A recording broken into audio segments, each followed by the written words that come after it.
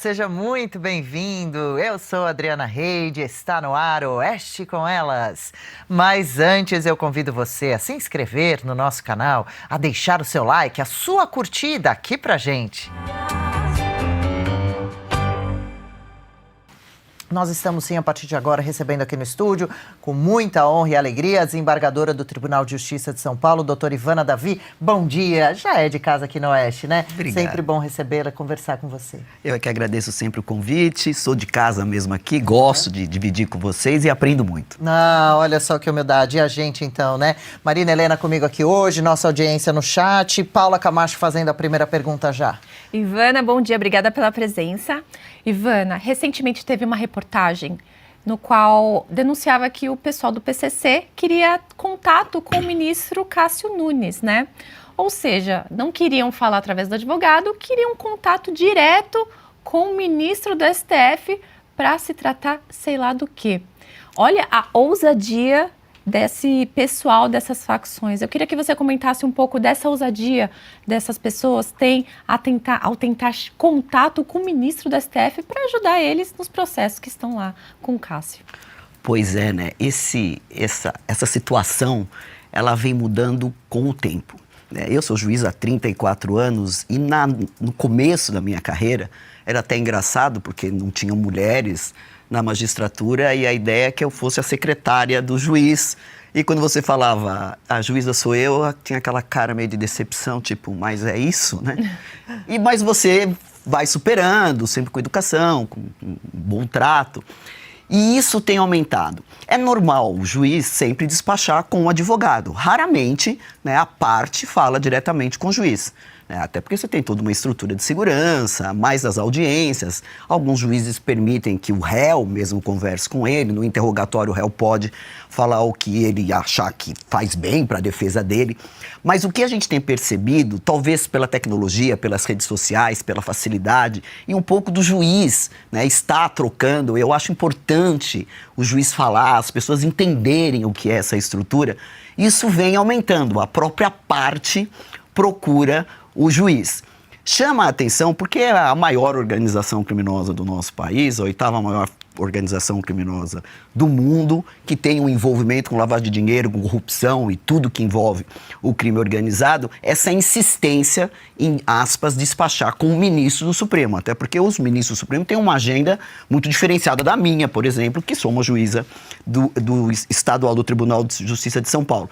Mas chama a atenção essa audácia e a gente tem percebido que essa audácia só está crescendo. Ai, que pena, hein? É uma pena e isso faz com que nós, juízes, voltemos um passo atrás por questão de segurança, por questão de estrutura e até hoje, por exemplo, quando a gente despacha com um advogado e o advogado está online, você grava, né? Claro que isso não é público, mas uma forma de você até se blindar de alguma conversa estranha, de algum tipo de abordagem.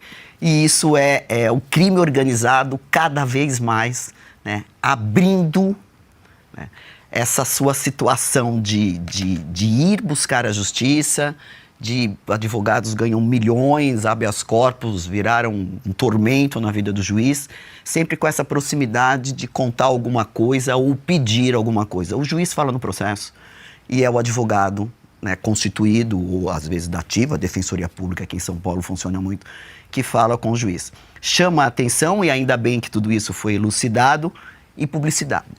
As pessoas têm que saber como funciona e saber que qualquer movimento estranho, né, isso vai ser falado e é assim que tem que ser. Só fica pra gente aquela dúvida, né? Se chegou em um, será que chegou em outros, né? Como é que é esse tipo... E também os detalhes, né? A filha frequentava o alto escalão, tinha acesso a muita gente, tentou de diversas maneiras, parecia que várias brechas foram dadas, né? Ali ao longo do processo. Isso nos preocupa muito, porque a gente sabe que o Brasil tem aí um perigo de se transformar num narco-estado mesmo. A gente vê o crime organizado infiltrado em diversas atividades. A minha pergunta é exatamente sobre isso. A gente viu notícias de que hoje em dia a receita do crime organizado de atividades lícitas é até maior do que da venda de drogas. Então a gente vê eles infiltrados em postos de gasolina, em diversos setores. A gente sabe que lá também há maracutaias, né? A venda de combustível batizado. Então eles claramente, eles também burlam as regras nessas outras atividades. Isso é um grande perigo. Eu imagino o trabalho de vocês. Eu queria que você falasse um pouco, né, de como que a justiça tem se adaptado a isso, né, para tentar enfrentar o crime organizado. Esse é um grande desafio no nosso sistema de justiça e já começa no sistema de segurança. O crime organizado hoje, o narcotráfico aqui no mundo todo, né, é uma modalidade de crime que gera um lucro absurdo. E o crime organizado no Brasil nada mais é do que a máfia na Europa, na Itália principalmente, né, dos cartéis mexicanos e colombianos. E o crime organizado do Brasil é a mesma coisa que tudo isso. E isso, né, gera um lucro, porque o grande desafio não é só, né, as pessoas falam, vamos investigar lavagem de dinheiro, porque isso é lavagem de dinheiro. Vamos seguir o dinheiro. Só que não é tão simples seguir o dinheiro. Num país onde você admite fintechs que não tem nenhum controle do Banco Central, onde você lava dinheiro em gado, você lava dinheiro em soja, você lava dinheiro em ração para cachorro, em obra de arte, em cavalo, em postos de gasolina, em igreja, tudo se pode lavar dinheiro. E o desafio é ir buscar esse dinheiro, né, e descobrir principalmente que esse dinheiro que tem uma cara de ser dinheiro lícito, provendo do trabalho, como todos nós, na verdade ele teve uma origem criminosa e foi sendo transformado, né, limpo, lavado, como a gente fala, e para depois voltar para o mercado. Então, essa engenhosidade do crime organizado é que tem sido um desafio, não só na fase de investigação, que tem que usar inteligência, que tem que usar convenções internacionais, porque o dinheiro sai do país, volta para o país e isso é muito difícil, né? Como dentro do sistema de justiça, onde você tem juízes especializados hoje, que só trabalham com crime organizado, lavagem de dinheiro e crimes tributários, para poder entender, né, toda essa engenhosidade. E é bom a gente falar sobre isso, que as pessoas, Dri, acham que o crime organizado ou que o criminoso de uma organização criminosa é aquele indivíduo de motocicleta, sem camiseta, com fuzil nas costas, subindo no morro. Chinelão. Não fosse assim, aspas, estava fácil, nada é fácil. Mas não é essa a leitura mais do crime organizado. Muita grana, né? Você vê hoje, eu pego nos meus processos, integrantes de uma organização criminosa que nunca viu um tijolo de cocaína. Só que ele é empreendedor, ele é investidor, ele lava dinheiro, como a gente vê, por exemplo, um Gritzbach, que era um indivíduo que provavelmente nunca viu um quilo de cocaína, mas que era foi morto no aeroporto, né? E foi morto no aeroporto, né, com 10 tiros de fuzil, executado às 4 horas da tarde, no Terminal 2 do aeroporto de Guarulhos. Um indivíduo que estava envolvido com o crime organizado e que não tem aquele perfil, né, que todo mundo tem da criminalidade. É importante a gente falar sobre isso. Você tem uma operação de um mês atrás, onde, aspas, banqueiros, não seriam banqueiros, porque são donos de fintech, mas, enfim, tem cara de banqueiro, jeito de banqueiro, se comporta como banqueiro, né?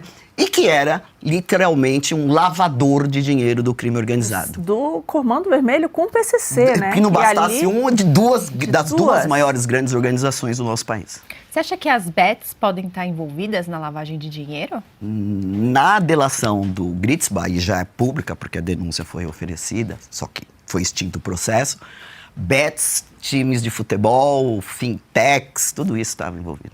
Pois é. Doutora Ivana, já tive o prazer de te entrevistar aqui na Revista Oeste mesmo, e falando em organizações criminosas, lembro que você me contou que já são, no Brasil, cerca de 70, um número altíssimo, quase todo o país já tem uma instalação de facção criminosa em cada estado, e também lembro que você falou que evita prender um jovem, porque ele provavelmente sendo preso, vai acabar entrando para a PCC, para a organização criminosa, porque, como você falava aqui, é muito bem organizado, né, a facção, o crime. Aí a gente tem essa notícia recente de que teve um fim o acordo de paz entre Comando Vermelho e PCC, que são as organizações que mais agem em São Paulo e Rio de Janeiro. O que isso pode significar? Eles que dão ordens de dentro de presídios, estavam num período de cessar-fogo, algo assim? O que é? Pois é, se deu? São 77 organizações criminosas listadas pelo Ministério da Justiça e Segurança Pública. 77. E é importante esse número, ao meu sentir, porque é um levantamento que foi feito de dentro do sistema prisional para fora. E dessas 77 organizações criminosas, facções criminosas, dentro de presídio e fora de presídio, você tem as duas maiores facções, que de 26 estados do Distrito Federal dominam 22. Caramba. O sul e o sudeste do nosso país é dominada pelo PCC. Né? E o Comando Vermelho, além do Rio de Janeiro, ele domina o norte e o nordeste do país. Então gerou, na verdade, uma guerra aí entre essas duas facções. E o que acontece no norte e no nordeste do país é que o Comando Vermelho e o PCC vão se aliando a pequenas outras facções e praticamente acaba dividindo cada estado no meio, e é onde dão essas guerras, os índices de homicídio aumentam muito. Esse amistício, Dri, é uma situação que eu ouso a não concordar muito. Foi um acordo que os advogados do PCC e do Comando Vermelho teriam aí movimentado com a ideia de fragilizar o sistema prisional federal. São 5 no país, ele funciona muito bem. A maioria das lideranças do crime organizado hoje estão em presídios federais, mas não tem visita íntima, não tem um monte de coisa que tem nos presídios estaduais. Então nós ficamos o dia inteiro recebendo habeas corpus, agravos, para que eles retornem aos presídios estaduais, por causa de telefone, por causa de visita íntima, por causa de tantos outros benefícios que preso nesse país tem. E isso, a semana passada, teria sido veiculado vários salves para quem nos assiste. Que isso? São cartinhas, bilhetes, ordens que o crime organizado envia, principalmente para fora do sistema prisional. Então tinham salves do PCC e salves do Comando Vermelho dizendo que a trégua, entre aspas, acabou. Santa Catarina, gravíssimo, dizendo que a guerra continua. E o que me chamou mais atenção é que Marcinho, VP, que é o líder ali do Comando Vermelho, o Comando Vermelho e o PCC, eles têm uma estrutura orgânica diferenciada. Mas o Marcinho é tido ali como uma liderança. Não é um Marcola dentro do PCC que tem um domínio e que dá ordem, ainda que ele negue tudo isso. Mas o Marcinho VP vem e fala que ele nunca foi a favor desse acordo, que ele não participou desse acordo. E aí chama a atenção, afinal de contas, esse amistício teve ou não teve? Existiu ou não existiu? Eu nunca acreditei. E esse Marcinho é o pai daquele cantor Oruan? É, pai. Só um parênteses aqui. Só pra... Que agora faz dupla com o filho do Marcola. Ah, Sério? O Oruan que faz dizem. dupla com o filho do Marcola? Sim, tá na... filho do Eu Marcinho li. VP com o filho do Marcola. Combina, orna. Do Comando Orna. Vermelho e do PCC. Orna. E aí, pra mim fica estranho, você fala, bom, são 77 organizações criminosas, 2 dão um dedinho, e as outras 75 entra que horas nessa história? Exatamente. Então eu nunca acreditei muito nisso, existe uma apuração aqui, uma investigação ali, só sei que ela acabou. Durou pouco, né? Acabou. Os interesses financeiros são obviamente diferentes, a estrutura orgânica de cada qual é diferente, cada estado tem uma formação, um interesse, né? Um porque é praia, um porque tem porto, o outro porque faz fronteira seca. Como é que você... É que eu falo, um país de 8,5 milhões de quilômetros quadrados, você quer unir todo mundo, só faltava o crime organizado conseguir unir o Brasil. Eu não vou falar muito, porque de repente acontece. Não dá ideia. Não dá ideia, doutora. Doutora, eu queria pegar um gancho de algo que você já escreveu a respeito, que é a questão da audiência de custódia.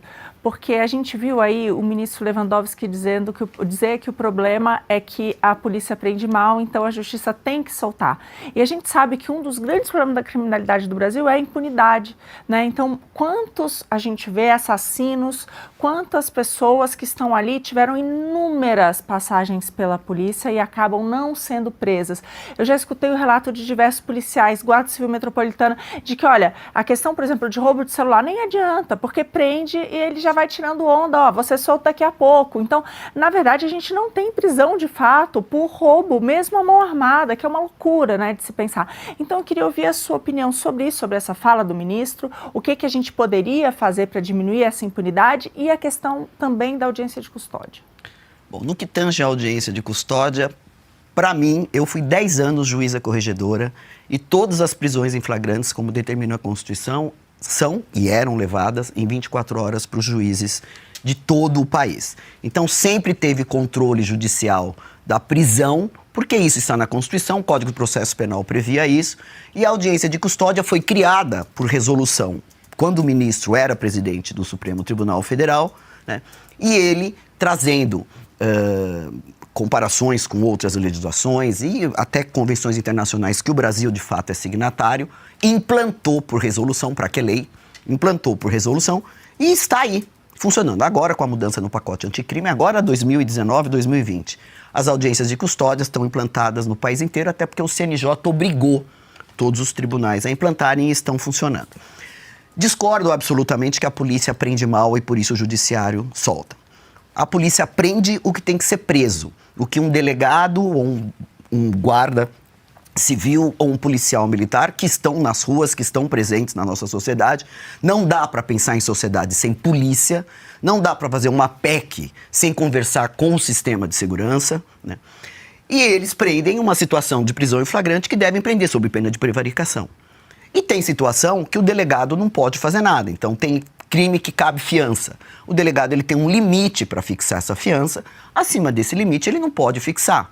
A questão de uma mulher ter filho ou não, que também é uma jurisprudência que foi criada pelo ministro Lewandowski quando ele era ministro do Supremo Tribunal Federal. O delegado não pode resolver essa situação, isso tem que ser levado para o juiz e o juiz, sendo o caso, aplica ou não. A grande verdade é que hoje, para um juiz prender, ele tem que passar muito. A legislação permite soltura de qualquer jeito. A legislação está fazendo uma equiparação no STJ de mulher que amamenta na cadeia serve como tempo de trabalho. E eu fico perguntando às mulheres que estão aqui, que já levantaram de manhã, amamentaram o filho, foram trabalhar, onde vai a conta dela? Vai entrar com uma ação trabalhista? É isso que está se pretendendo fazer. Então, uma mulher que tem filhos até 12 anos de idade, teoricamente, ainda que seja uma traficante, eu tenho um caso de uma traficante condenada a 10 anos de reclusão, como a sentença não tinha transitado em julgado, foi permitido que essa mulher já tá em casa, traficante ficasse em casa, com os 2 filhos que ela nunca cuidou, porque os filhos ficavam com a... Então, são situações que tem na legislação que tecnicamente obriga o juiz a cumprir.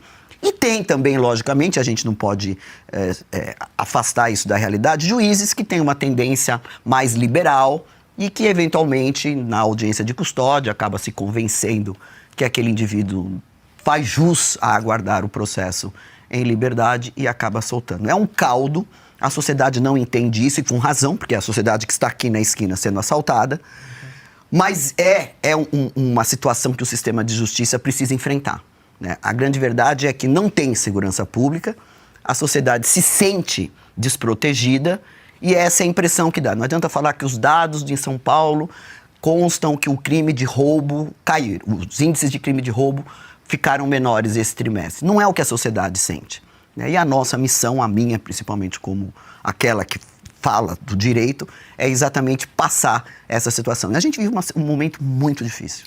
Ivana, aquele caso da juíza que mandou soltar os 3 assassinos de uma mulher no Ceará, eu fiquei em choque com isso. Porque na mesma semana nós vimos o ministro Alexandre de Moraes falar que algumas pessoas não poderiam ir para casa, inclusive a Débora, que ficou 2 anos presa e não teve o benefício que outras traficantes tiveram, como você acabou de comentar, infelizmente. E essa juíza soltar não, né? Comandou para a prisão domiciliar com tornozeleira eletrônica 3 assassinos de uma mulher que degolaram uma mulher. Eu fiquei em choque com isso. Você acha que a mudança de entendimento de prisão em segunda instância tem consequência nisso também? Todas essas benesses que tem com os presos, assim, o que a gente pode fazer para modificar essa situação, né, deplorável que estamos vivendo? Existe um projeto de lei muito interessante que tenta limitar de alguma forma essas condições e requisitos no juiz na audiência de custódia. Existe um projeto de lei que tenta, né, tirar a audiência de custódia. Acho isso muito difícil, processualmente falando e dentro da nossa experiência. Mas esse projeto de lei também, ele impõe ao juiz, né, o juiz de garantias, que agora é um novo juiz que esse pacote anticrime lançou e que já está praticamente no país inteiro, respeite algumas situações para que ele não avance no mérito da causa. Esse é o grande desafio. A audiência de custódia, ela existe para que o juiz analise se aquele indivíduo que foi preso, conduzido ao sistema de justiça, não foi ser viciado, não foi torturado. É essa a situação da audiência de custódia. A grande verdade que nós estamos vivendo é que alguns juízes na audiência de custódia já estão literalmente julgando o processo. Sem ter a prova, sem ter a análise, sem ter laudo. E isso tem preocupado muito o sistema de justiça. Muitos casos onde o juiz, por exemplo, relaxa a prisão em flagrante ou eventualmente dá uma liberdade provisória num crime hediondo, o tráfico de entorpecente é crime hediondo. Os casos são levados ao CNJ. E alguns juízes já chegaram a ser, inclusive, afastados. De tanto que chama a atenção a profundidade que foi efetivada quando da análise das circunstâncias daquela prisão.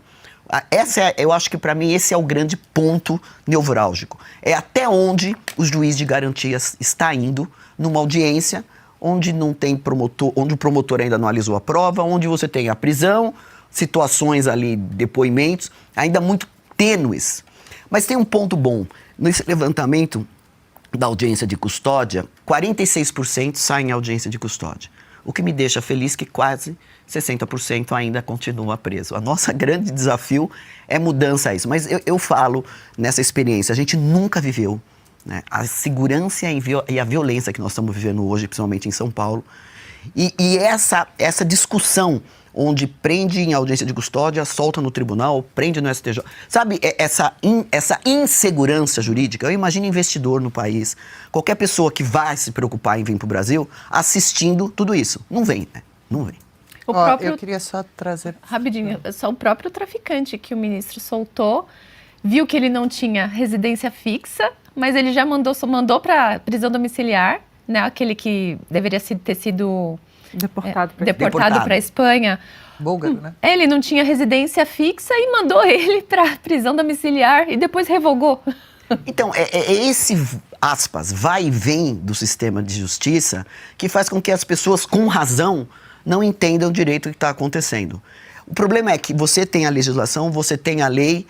Eu acho que o grande desafio é na interpretação da lei. Está cada um dando aquilo que lhe aprouver, e isso não é o que diz a Constituição. E olha, só porque a gente falou sobre a ousadia, a gente tinha separado aqui algumas matérias, é que o nosso tempo está agora bastante curto, mas, por exemplo, uma mulher presa em ação contra a facção no Piauí debocha.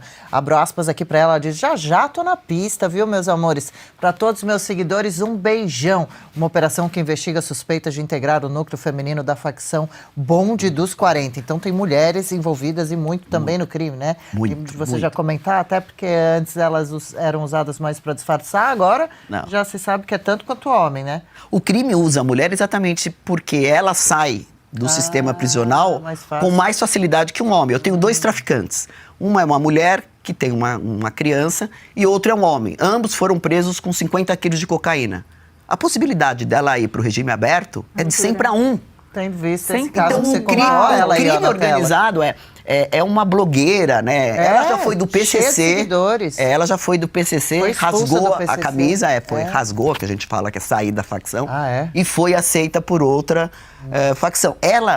Ela chamava outras mulheres, convidava outras mulheres via rede social para integrar a organização criminosa. Então ela está na mira da polícia e dos bandidos também, porque o PCC não aceita muito essa história de rasgar a camisa. Tem também um chefe do tráfico no Rio, Felipe da Silva Gregório, notícia desse fim de semana, apelidado de professor, montou um pequeno centro cirúrgico na sua mansão no Complexo do Alemão. Lá, sabe o que ele fez? 3 cirurgias, lipoaspiração, implante capilar, procedimento para retirar um projétil alojado em sua cabeça, de acordo com o relatório da PF. Mas aí a gente não pode encerrar essa entrevista, temos poucos minutos. Doutora Ivana, se puder falar brevemente, a PEC da segurança, que tanto já discutimos por aqui, e também tendo em vista que o Ministério da Justiça tentou implementar o Sistema Único de Segurança, ou tenta implementar, pública, o SUSP, mas é uma medida muito criticada por governadores que dizem que perdem poder. Ou seja... E prefeitos, né? Quem ganha e quem perde poder.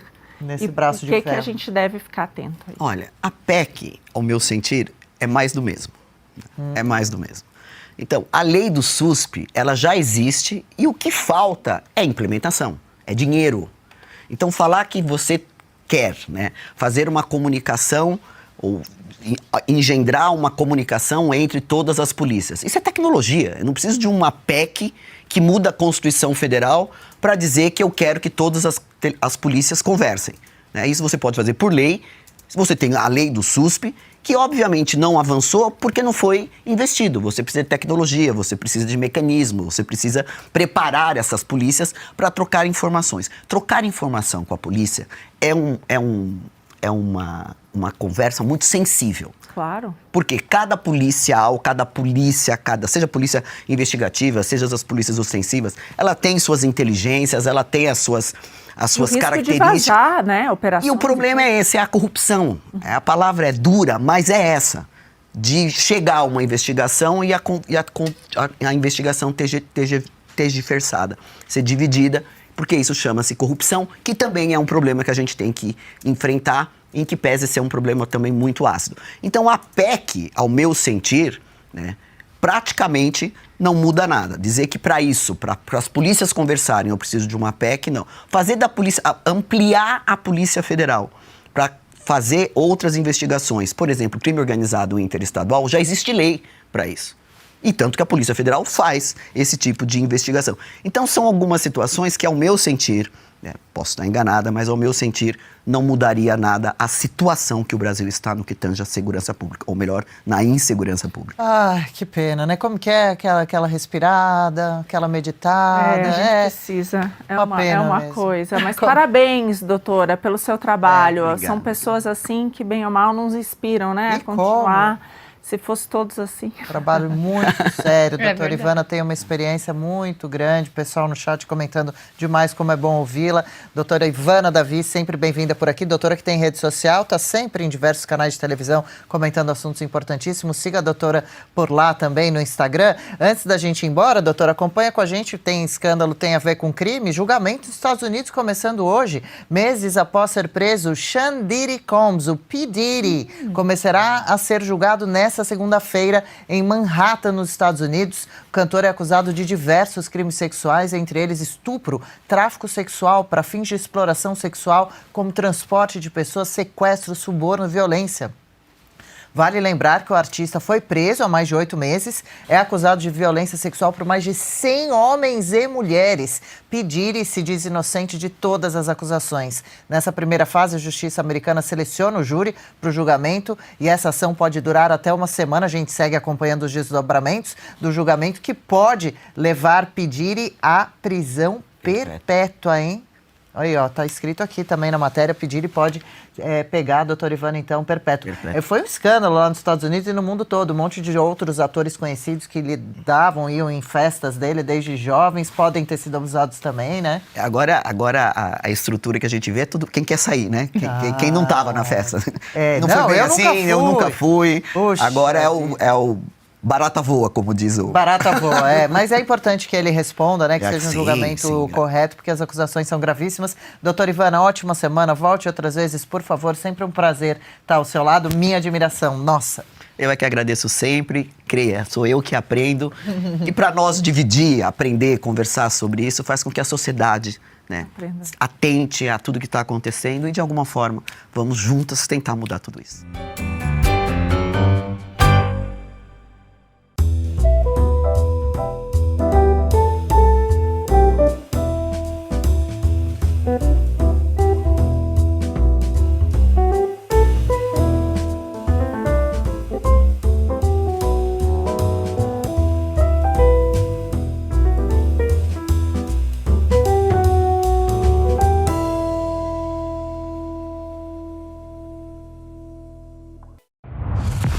Quem mora no Brasil tem a sensação de que existem 2 países distintos com o mesmo nome.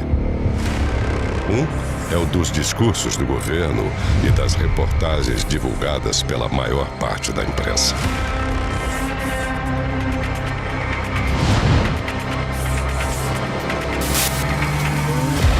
O outro é o Brasil real. Como as notícias chegariam até você se a Oeste não existisse? Oeste, independente, essencial. O Brasil real está aqui.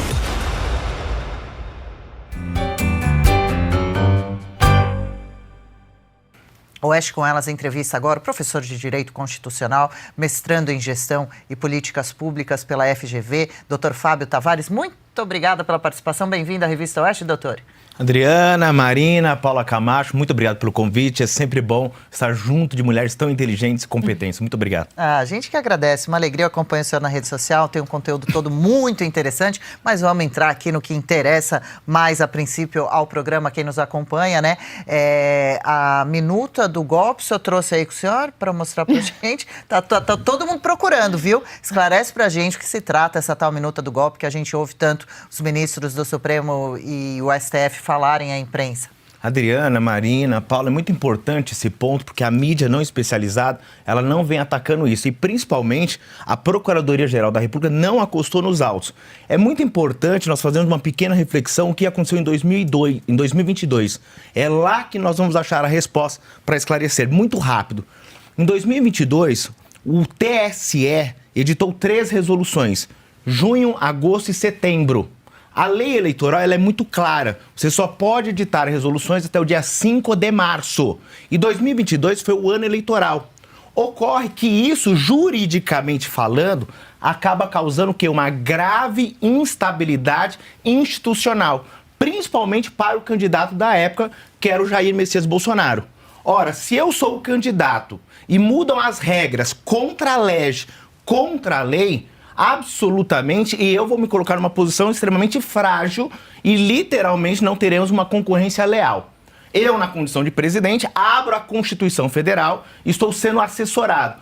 Presidente, diante de uma grave instabilidade institucional causada por um outro poder, o TSE, Vossa Excelência pode decretar o que nós chamamos de estado de defesa. O presidente Jair Bolsonaro, que não é obrigado a conhecer o direito constitucional, mas na condição de presidente é obrigado a conhecer como ninguém. Então ele abriu a Constituição e viu, de fato, a Constituição Cidadã autoriza eu decretar o estado de defesa. Com isso, a equipe do Bolsonaro possivelmente minutou um decreto de estado de defesa que seria endereçado para o TSE. TSE, eu preciso de respostas. Porque você está mudando as regras do jogo, está afrontando a lei eleitoral e a Constituição Federal. Ocorre, Paula, que esse decreto não foi assinado e não foi executado. Se nós levarmos a cabo que de fato existe uma minuta do golpe, nós estamos dizendo que a nossa Constituição Federal ela é golpista. Porque ela que autoriza o presidente da República, seja ele de direita, Adriano, ou de esquerda, a decretar o estado de defesa. E aí, Marina, é por isso que o Procurador-Geral da República, que para ser Procurador-Geral da República, ele tem que estudar e muito. O concurso da Procuradoria da República é um dos mais difíceis do país. Então ele conhece direito constitucional como ninguém. Nos bastidores, com absoluta certeza, o PGR, que não é burro, pensou, se eu acostar essa suposta minuta do golpe, eles vão ver todos, sem exceção, que traz tão somente um pedaço de papel que trata de um decreto, possível decreto de estado de defesa, extraído da Constituição. E aí todo e qualquer jurista desse país, que estão muitos, infelizmente, Paulo, na contramão do que diz a Constituição, terão que se curvar diante não do Supremo, Marina, mas da Constituição. É verdade. Isso aqui é constitucional. E se não bastasse, os mais desavisados vão questionar. Mesmo assim é um absurdo. Só que a mídia não especializada e o próprio STF, e diga-se de passagem, sem generalizar, a pior composição do STF é a atual. A pior de todas. Não vou generalizar. Simples, porque o ministro Alexandre de Moraes, eu faço questão de citar nomes, porque liberdade de expressão não é crime. Eu não posso ofender a honra objetiva e subjetiva do ministro, mas eu posso sim tratar do tecnicismo que ele vem tratando os advogados e principalmente o processo. Sim. O ministro Alexandre de Moraes, há muito tempo atrás, foi um excelente professor de direito constitucional. Livros e mais livros eu tenho na minha biblioteca pessoal e inúmeros outros juristas. Mas ele, cada vez mais, e outros ministros, por algum motivo, vem acompanhando um atropelo desfreado do texto constitucional. Então, se eu juntar essa minuta do golpe, todos os juristas desse país vão dizer, mas isso está na Constituição. E voltando apenas um pouquinho, Mas nem isso ele poderia ter feito. Podia, a Constituição autoriza, mas não o fez. E ainda que tivesse feito, vocês vão me perguntar, e principalmente a nossa audiência, tá, vamos imaginar que o Jair Bolsonaro tivesse assinado o Estado de Defesa, o Decreto de Estado de Defesa. Ele é obrigado pela Constituição, Marina, você sabe melhor que eu, comunicar ao Congresso Nacional em 24 horas. E sabe o que acontece, Paula e audiência? Quando o presidente comunica ao Congresso Nacional, quem que dá a palavra final, Adriana? Para manter ou não o Estado de Defesa? O Congresso. Sabe o que acontece, Paulo? Se o Congresso Nacional, por decreto legislativo, disser, presidente, tá maluco? Eu não vou concordar com esse Estado de Defesa e eu estou derrubando a sua medida. Sabe o que o presidente tem que dizer? A Constituição diz isso. Amém. Mas e se ele insistir, Adriana? Aí sim, se ele insistir, ele responde por crime de responsabilidade. Nós nem chegamos nisso. Então, quando foram na casa do Anderson Torres e acharam essa minuta, o que acharam? Literalmente, um pedaço de papel que trata de um possível Estado de Defesa que não foi assinado e não foi executado. Então, aqui em rede nacional, Procurador-Geral da República, junta a maldita minuta para que a sociedade brasileira saiba que vocês estão literalmente na contramão do que diz o texto constitucional. Porque a sociedade brasileira, Adriana, como um todo, está sendo manipulada. Porque enquanto nós estamos com esse discurso de direita e de esquerda, o povo está sendo saqueado, roubado. Literalmente é uma névoa que estão criando. Eu lamento muito, e eu não queria, juro, não queria estar no lugar desses advogados. Porque a sentença, o acórdão está pronto. Todos eles estão condenados. Todos, sem exceção. Todos. O Jair Messias Bolsonaro vai sair por menos de 40 anos. Todos estão condenados. Então, na condição de advogado de qualquer um deles, eu faria um ato totalmente desrespeitoso perante o STF. Eu colocaria um cone na hora da minha sustentação oral. Porque é inexplicável que milhares de nulidades preliminares, nenhuma foi acolhida e nenhuma será acolhida. A denúncia foi dividida em 4 núcleos. O 4º núcleo, me corrija, foi ontem. Várias nulidades preliminares, mais do mesmo. Alegações de suspeição, que não é suspeição, é impedimento, porque ele é parte do processo, ele é vítima do processo, ele foi citado, suposta vítima do processo, mas não, absolutamente tudo ignorado. Então, enquanto nós ficamos com essa discussão política, inócua, o texto constitucional vem sendo violado e a lei esquecida. E o mais importante, Adriana, me desculpa me alongar tanto, não, por favor. Fala-se em Estado democrático de direito. Não existe Estado democrático de direito quando a Suprema Corte, autoridades, parlamentares, senadores e até o Poder Executivo não respeita a Constituição. Eu canso de dizer isso em sala de aula. O poeta já dizia, todos acreditam na nação, todos acreditam no futuro da nação, mas ninguém respeita a Constituição. Esse é o Brasil. Esse é o Brasil. Vale absolutamente tudo e é lamentável. Quando Lula foi preso, mesmo discordando de inúmeras coisas, mas como professor de direito constitucional, amante do direito constitucional, amante da lei, eu fui um dos primeiros a me posicionar. Porque o ministro, fugiu o nome dele agora, foi o primeiro a me posicionar dizendo essa prisão é absolutamente arbitrária, aquela prisão de segunda instância, ela é totalmente contra a Constituição. Por que eu estou citando esse exemplo da prisão do Lula? Porque não importa qual é a sua bandeira, qual é a sua ideologia, qual é o seu viés. Se a Constituição Federal e a lei estão sendo afrontadas, não importa mais. Você não tem mais time, você não tem mais religião, você não tem mais partido. E aqui no Brasil, Mariana, infelizmente, virou torcida. As pessoas não estão abrindo a lei.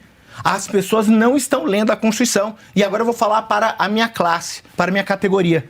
Milhares de professores, juristas, pessoas renomadas, que conhecem, hermeneutas, cientistas, não têm a coragem de se manifestar e literalmente vem endossando cada vez mais a conduta arbitrária. Arbitrária de quem? De todos, porque todos estão sendo coniventes. E hoje é com o senhor Jair Messias Bolsonaro, hoje é com seus ministros, hoje são com os oficiais, amanhã vai ser com o pobre do João, com o pobre do Fábio, com a Adriana, a Marina, a Paula. Essa é a realidade. Já está sendo, né, doutor? Já está sendo, Porque, Marina. bem ou mal, essas pessoas todas que estão presas, né? A gente viu os absurdos nas redes sociais, a gente está vendo aí nossa luta do nosso amigo Constantino, a gente, né, tem tantas pessoas aqui na casa, a própria Oeste, que quase foi calada, né, usando a criatividade do ministro Alexandre de Moraes, que ele pediu, né, para os seus assessores. Doutor, parabéns, né, pela sua coragem de se posicionar, algo que a gente, infelizmente, não vê os nossos advogados fazendo. Mas o que você falou é real. Hoje o Brasil não tem mais Estado de Direito. Então, para que serve, no final das contas, o nosso legislativo? Porque o trabalho deles é exatamente fazer essas leis. E se o judiciário não respeita mais essas leis, é ele que tem que fazer algo a respeito, né? Então, é o nosso Senado Federal. É isso mesmo? O que a gente pode esperar? Eu queria te ouvir a respeito disso. Como colocar um freio em tudo isso? O que pode, né? É porque não tem aonde recorrer. Então, onde a gente pode recorrer? São os nossos senadores, porque eu acho que isso é muito importante. Eu vejo que a gente já está discutindo a questão de 26, né? A gente está discutindo aqui quem vai ser o novo presidente. Mas, sinceramente, que diferença vai fazer um presidente que Lula seja trocado com esse judiciário e com esse Congresso que a gente tem hoje? Então, eu queria te ouvir sobre isso. O que pode ser feito? O senhor que já postou vídeo falando sobre possibilidade de impeachment de ministros, muita gente no chat falando aqui, muitos elogios para o senhor, perguntando qual a rede social. Fábio Tavares Sobreira, Fábio.Tavares.Sobreira, procura lá que você vai curtir, seguir o doutor também. Marina, é extremamente importante a sua pergunta, porque centralizam tão somente no Senado. De fato, se um ministro vier a praticar um crime de responsabilidade, a competência originária e exclusiva é do Senado Federal. Só que nós esquecemos de um detalhe, um pequeno detalhe. Nós não podemos descartar a omissão dos deputados federais. Eu explico por quê. Quando a Câmara dos Deputados começou a dar liberdade para o STF, a usurpar as competências, diga-se de passagem, exclusiva do Congresso Nacional. Para que o nosso público possa entender, uma competência exclusiva é aquela que não pode ser delegada em hipótese alguma. Está lá no artigo 49. Então, a partir do momento que um outro poder exerce uma competência da Câmara, do Senado, leia-se, do Congresso Nacional, a Constituição Federal tem um dispositivo lá no artigo 49 que diz o seguinte: Congresso, essa competência sua é exclusiva. Se houver usurpação de competência, você pode editar uma coisa chamada decreto legislativo e ir na contramão desse poder que usurpou a competência. Não precisa acreditar em mim. Está lá no artigo 49, inciso PDL. 11. É o 11. Né? O PDL. Exatamente. A Câmara dos Deputados, o Congresso Nacional, Câmara e Senado, em nenhum momento se utilizou desse mecanismo. Pelo contrário, exemplo clássico do Daniel Silveira. O Daniel Silveira ele foi preso por ter falado. A fala dele é uma das piores, repugnantes. Mas quem tinha que tratar disso? A própria Casa Legislativa. Ela que resolvesse com o seu deputado, porque a Constituição Federal garante a imunidade. Ele foi baixo, asqueroso, nojento. Mas ele tem uma imunidade. É um deputado, é um senador falando. Mas não fizeram absolutamente nada. Então, pior, né? Votaram pela sua prisão. Né? Mantiveram, exatamente, porque a Constituição diz claramente, se for preso, quem dá a palavra final é a Casa Legislativa. E a Casa deu a palavra final. E a final. Casa endossou.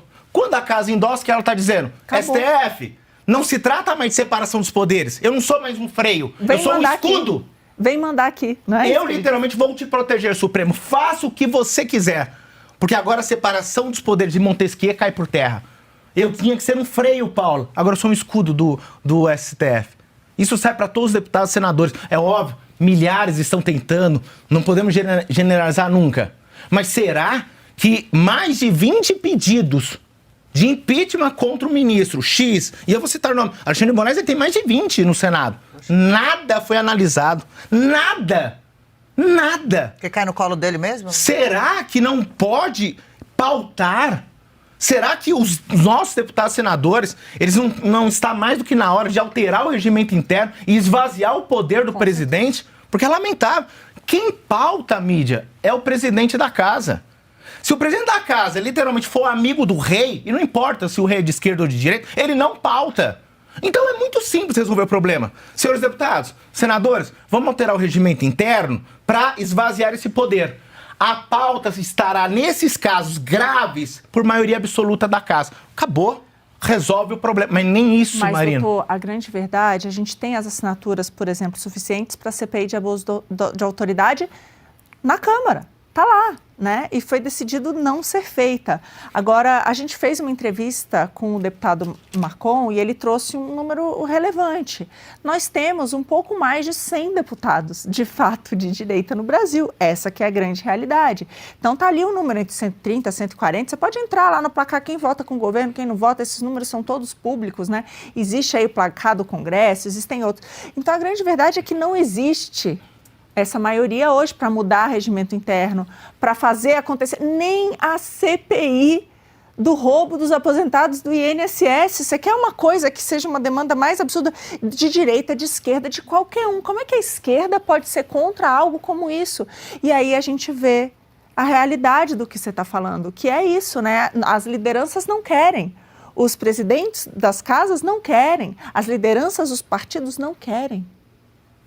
E Marina, Por que será? E exatamente, Adriana, e pegando esse seu gancho, é muito importante que o eleitor de esquerda entenda que todos nós somos um povo só. Só que nós queremos chamar a atenção do eleitorado de esquerda. Olha comigo, só ouça primeiro, veja, abra a lei, analise comigo, acompanha. Se eu estiver falando bobagem, você tem todo o direito de me mostrar, mas na lei, na Constituição. Isso que a Marina apontou é extremamente relevante. Apenas 100 de direita. Quer dizer, a Câmara tem, nós temos 513 deputados e 81 senadores. Somente 100 estão a favor. Então, nós temos 413 pendentes nesse caso aqui. Agora aumentou, vai ser Aumentou, 531, né? O que é lamentável. Aconteceu isso ontem, outra aberração do nosso Congresso Nacional. Que, enfim, que não sabe o que é proporcionalidade, eles não sabem ler, porque literalmente a Constituição fala do mínimo, que é 8 e máximo 70, e é por lei complementar, fizeram corretamente, mas o mais importante é o que está no texto, que todos devem ser eleitos proporcionalmente. Então eles tiveram a oportunidade ontem de corrigir o princípio da proporcionalidade, mas ignoraram, pelo contrário, me corrija, colocaram medida de urgência, rito sumário. Onde que isso é urgente? INSS, roubo, o nosso presidente vai para a Rússia. E olha que insano, né? Ele foi para a Rússia, e me corrijam, ele foi para a Rússia exatamente por uma data comemorativa, por causa que venceu os nazistas. Excelente, maravilhoso. Não é isso? Não, que venceram os nazistas, né? Sim, mas na Rússia, na né? Rússia. Quem ganhou foi os Estados Unidos. E mais, um homem que abraça e enaltece o presidente da Venezuela, que é a favor...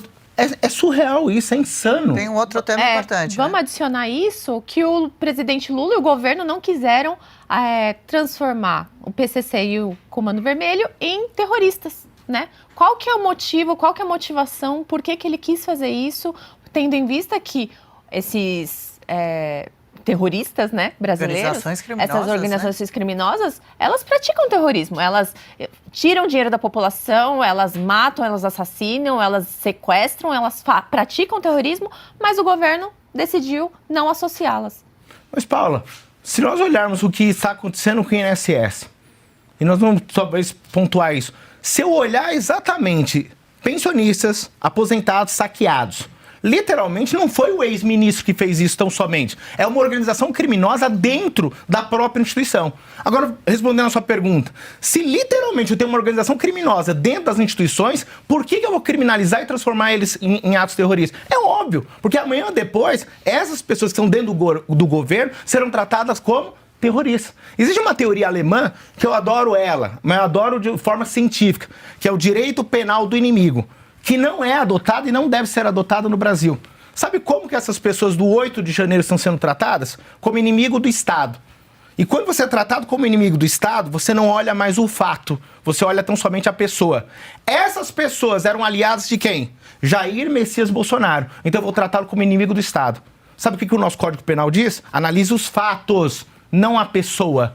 Então é por isso que o Estado, e o Estado que o atual governo, é cega, né? Exatamente, não tem interesse de criminalizar. Porque o direito penal do inimigo, sabe o que ele vai dizer? Quem adota, o Brasil não adota, porque nós adotamos a teoria do fato, não da pessoa. No direito penal do inimigo, associações criminosas, crime organizado, literalmente são tratados como inimigos do Estado. E aí sabe o que eu tenho que fazer num Estado desse? Eu tenho que diminuir os direitos fundamentais para dar uma resposta para a sociedade. Faça um parênteses agora. O que está acontecendo com a dona Maria, o seu José, do dia 8 de janeiro? Os direitos fundamentais deles todos reduzidos. Presos preventivamente, mais de 2 anos, inquérito que os advogados não tiveram acesso. Eles estão relativizando cada vez mais os direitos fundamentais. Então, só para traduzir o que o senhor disse aqui, o que você está falando é os presos do 8 de janeiro são terroristas. Exato. Mas o PCC e o Comando Vermelho, não. Muito bem, Marina. É perfeito, exatamente. Por que eu vou fazer isso? Porque a minha preocupação, eu uso no discurso, eu digo que as pessoas do 8 de janeiro são terroristas. Mas quando eu for atacar na pele, eu falo, não, mas peraí, PCC, Comando Vermelho, terroristas... Não, aí tem que ter o direito humano individual. Exatamente, eu não posso esvaziar os direitos fundamentais, não posso. E mais, tem uma preocupação, porque amanhã ou depois, essas organizações criminosas que estão saqueando idosos, pensionistas, e se eu der o tratamento dessa forma? A mão vai pesar, mas é o que nós esperamos. Nós queremos que a mão do direito pese tanto em desfavor da direita quanto da esquerda. Agora, esse desequilíbrio, essa injustiça... Essa questão do INSS mesmo, que acabamos de citar, só fazendo um parênteses, Adriano, por favor. É lamentável a mídia não especializada não estar dizendo a verdade. O Jair Messias Bolsonaro não sou advogado dele, a minha visão é técnica, jurídica. Ele foi eleito em 2018. Em 2019, ele senta na cadeira e alguém chegou no ouvido dele, tá tendo corrupção no INSS. O cara assumiu dia 1º de janeiro de 2019. Ele vai e me edita, Paulo, uma medida provisória, 871, salvo engano, em 2019. Sabe o que essa medida provisória dizia? Dizia exatamente o seguinte, vamos fiscalizar o INSS e pode parar com esse negócio de aprovar empréstimo, dinheiro para associação. Não, pode parar com isso. Tem que ter biometria, documentação, segurança. Por que o Jair Messias Bolsonaro, audiência, fez por medida provisória? Porque ele sabe que se fizesse por lei ordinária ia demorar. Aí sim é relevante e urgente. O que o Congresso fez? E só ele pode fazer isso? A medida provisória tem que ser convertida em lei. Eles converteram em lei, mas vieram com alterações, emendas a essa lei. Nessas emendas tem um dispositivo lá que diz o seguinte, Adriano, legal, vamos derrubar isso e nós só vamos fiscalizar o INSS a partir de dezembro de 2022. Exato. Aí em 2023, e estamos em 2024, fala-se em 6 bilhões. A minha conta dá 10 bilhões. Fora o consignado, doutor. O consignado é o mais grave. Sabe por quê, Marina? Grave. Porque no consignado... O empréstimo. Exatamente. O empréstimo... Tem juros. A Dataprev, ela é responsável pelo banco de dados de todos os idosos e pensionistas, os aposentados e pensionistas. Parece-me, claro que isso é questão de investigação, parece-me que a Lei Geral de Proteção de Dados também foi afrontada. Sim. Porque a Dataprev, parece-me, que pegou esse banco de dados e transferiu para essas associações, que transferiu para instituições financeiras.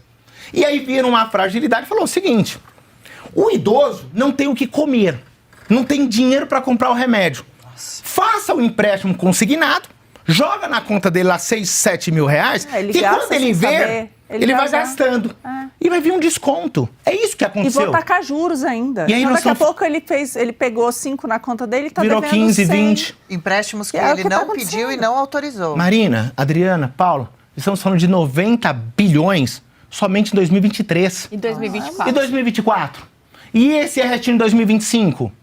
E detalhe, mais grave ainda, é tão populista e é tão fora da caixinha isso, que o nosso atual presidente, que tinha que estar no país, e principalmente eu espero que alguém do Poder Judiciário comece a conceder, a determinar, principalmente a Procuradoria-Geral da República, que não está sendo tão eficiente como nós esperávamos, porque em outros casos ela é extremamente eficiente. Claro. O presidente que deveria estar aqui conosco, ele se esquece de um detalhe. Ele falou, não, nós vamos restituir, e exatamente falando para a massa, com todo respeito a cada um do povo brasileiro, porque eu pertenço a esse povo, a esse país, eu amo esse país.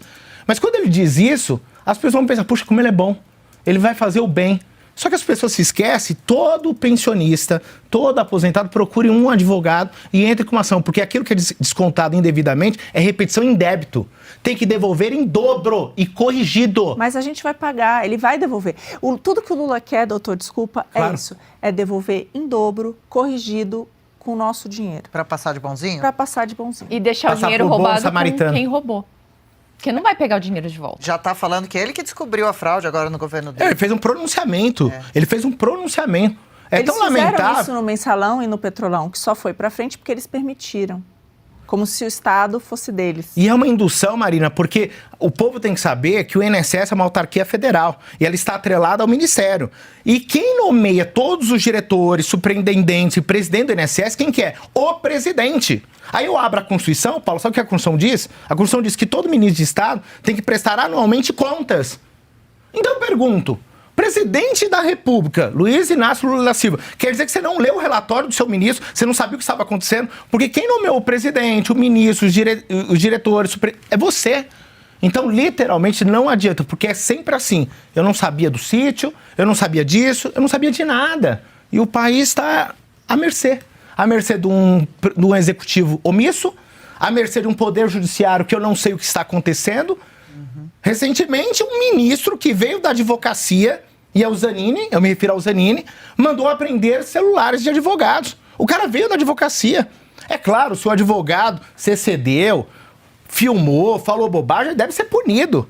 Mas quando ele faz isso, Adriana, com advogados e jornalistas, sabendo que a Constituição fala que a sessão ela é pública... Imagine se o Sérgio Moro tivesse feito isso. Não, tentou, ele foi contra.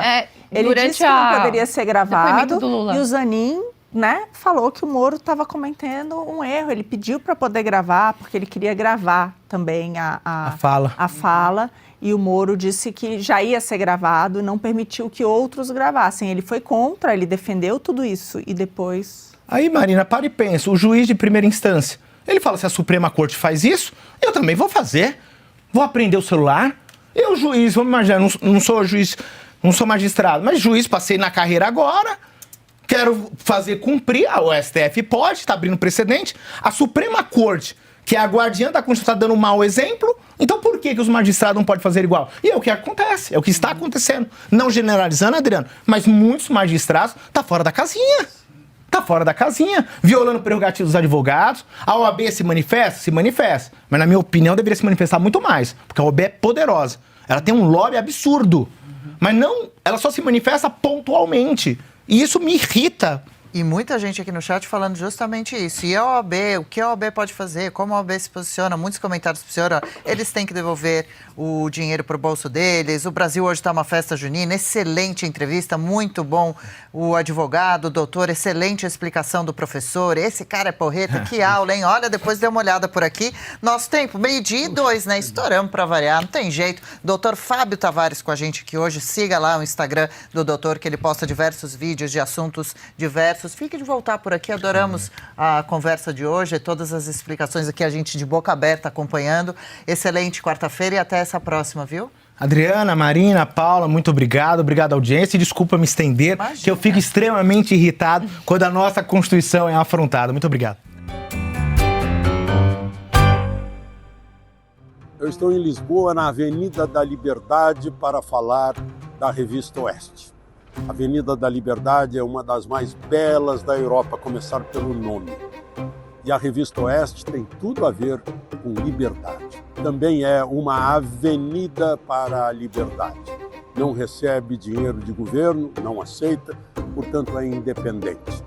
Faz análises factuais do agro, da política, da economia, da tecnologia. É uma grande fonte de informação e de conhecimento. Por isso, eu estou convidando você a agora clicar aí embaixo e assinar a Revista Oeste.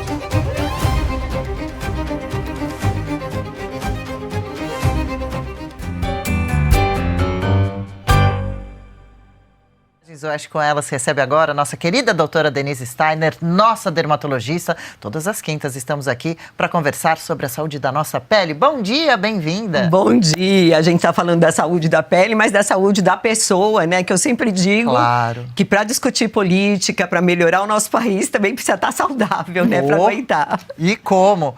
E tá tudo conectadinho, né? Ficou muito bem com essa cor, viu? Combinou bastante com a pele, com o cabelo e com o nosso cenário. Olha a gente parecida de novo. doutora Denise? É isso que eu estava pensando, né? Nós estamos dando match, né? Temos, Mas qual é o nosso tema gosto. de hoje, hein? A gente vai falar de acne na fase adulta, é comum? Como pode reduzir, lidar com isso para melhorar um pouco? É algo que incomoda muito a pessoa, né? Até eu trouxe algumas fotos, porque sabia que o recém-nascido também pode ter acne. Bebezinho? Bebezinho, assim, acabou de nascer e tá cheio de espinhinho, ó, como a gente pode ver. É verdade, e às já vi. vezes ele tem isso por causa que a mãe tá com os hormônios bem desregulados, assim, naquele período do nascimento. Então ele tem um quadro, às vezes até forte de acne. Poxa, tadinho. E depois, quando ele, na verdade, se separa da mãe, né, tudo mais, ele vai melhorando automaticamente, porque ele ainda não tem estímulos suficientes para ter acne. Depois a gente vai para o adolescente. O adolescente, ele também tem acne. Nesse período, os meninos, meninas estão assim, modificando os hormônios, né? Então, antes disso, a glândulazinha de sebo não funcionava, aí vem os hormônios, passa a funcionar. O homem tem um pouquinho mais que a mulher, porque ele tem hormônios masculinos, que são os que ativam a glândula. Então, o adolescente fica todo empipocado, né? E ele geralmente é uma fase que ele tem uma alimentação também bem ruim. E hoje a gente sabe que a dieta também influencia muito, né? E aí a gente vai para a acne da mulher adulta, né? Fase adulta.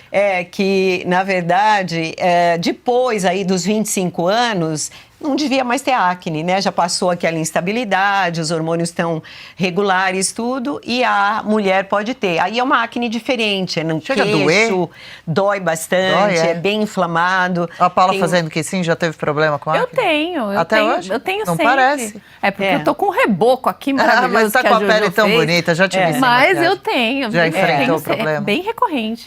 Mas a grande questão, né, é que justamente podem ficar cicatrizes, né?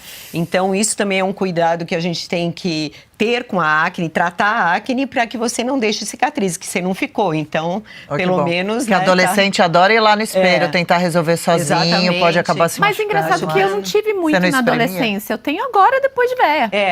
Os fatores que estão Super velha, com 30 anos. associados aí com a mulher depois dos 25, 30, ela ter acne, é também, por exemplo, ovário policístico, que é um tipo de inflamação, os hormônios ficam desregulados. Ela também tem por estresse, às vezes um estresse excessivo, ela começa a aparecer. E aquilo piora o estresse porque ela fica se sentindo uma adolescente. Às vezes ela é uma executiva e se sente insegura nessa situação. É um problema, porque eu tenho que cuidar, já tenho 37, eu tenho que cuidar das rugas e da acne. Aí Olha, é um as rugas da conflito. Paula estão saltando aqui nos meus olhos, tá me incomodando, inclusive. Olha lá. É mesmo? Nossa Olha senhora, quantas não dá nem rugas. pra Olha, aguentar, fecha né? lá na Paula que a gente quer contar essa quantidade de rugas imensa.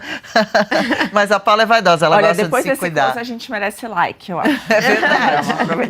É verdade. Mas a ruguinha sempre conta uma história, né? Alguma a gente tem que ter. O homem adulto, ele também pode ter acne. Eu trouxe algumas fotos, Temos né? também dos homens?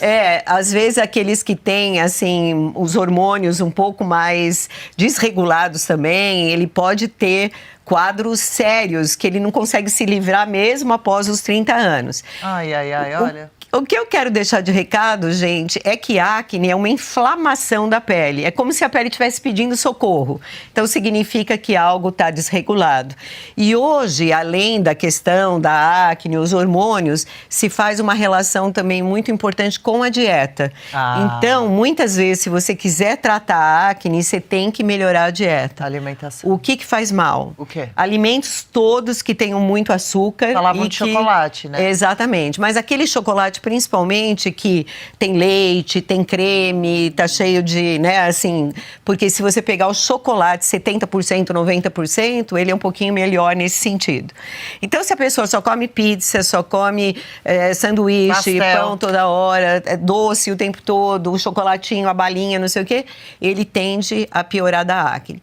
E mesmo suplementos tipo whey, né, porque o whey é a proteína do leite, então isso também tem uma tendência tendência porque o leite e derivados, não pela gordura, mas pela proteína, ele tem é inflamatório, então ele dá uma piorada. Falando então, em alimentações de treino, tem pergunta no chat sobre esteroides e anabolizantes podem também ajudar? Totalmente, totalmente. Então, assim, todo o derivado da testosterona ou a própria testosterona piora a acne, pode desencadear a acne e, na verdade, assim, dificultar um pouco mais você fazer o tratamento. Doutora, desculpa, em relação a essa menopausa, né? Porque tem tratamento e normalmente você entra em hormônios e aí também pode gerar isso? Pode, inclusive a testosterona, ela pode gerar acne e também queda de cabelo, né? E também aumento de pelos.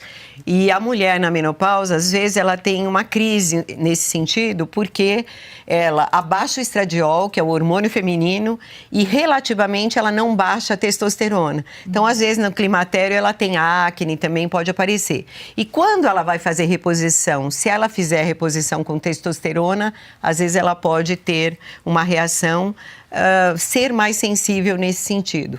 E tem um DIU muito conhecido, que também tem um progestágeno, que é, vamos dizer assim, androgênico e pode dar acne também. Qual que é ele? É o Mirena, né? O Mirena, e há uma sensibilidade individual. Tem pessoas, assim, que não reagem tanto, mas tem mulheres que começam a utilizar e aparece acne no dia seguinte. Aí eu trouxe o último, que é a acne por remédios. Se você toma corticoides, você tem uma crise de asma, uma crise de alergia, tem que fazer injeção de corticoide, nas tudo. Costas, ó. Pode aparecer também. Ou quando usa pomada, que também é uma outra questão, que a pessoa vai na farmácia, eu quero uma pomada para isso aqui. E podem dar uma pomada com corticoide. Ele não tem prescrição, ele não necessita de prescrição.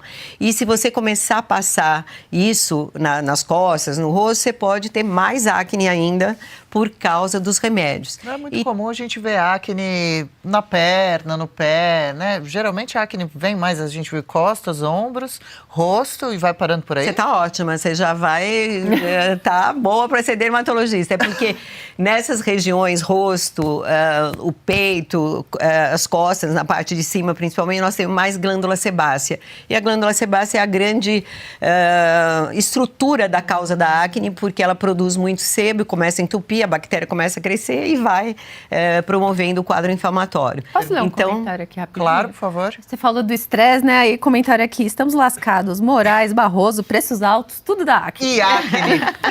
E perguntando também se creatina aqui no chat pode dar acne. A creatina, ela também tem uma tendênciazinha a aumentar um pouco a ação dos androgênios. Então, pessoas muito sensíveis poderiam ter. Mas se você comparar a creatina com o whey é um pouco pior do que a creatina. E os wheys que não são à base de leite, né? Que você tem a proteína mais vegetal e outras coisas. Isso. Daí seriam melhores nesse sentido. Então, se tivesse que fazer essa reposição e precisasse escolher, né? Então, é melhor escolher... Porque o whey vira uma necessidade da nossa vida. Exatamente. Nossa, é verdade, da ervilha, do arroz, eles são horríveis o sabor. Nossa, essa que é a dificuldade. Enquanto que o whey mesmo já de leite tem vários sabores, tudo misturado, né? Mas isso é um detalhe, gente, é uma composição do tratamento, né?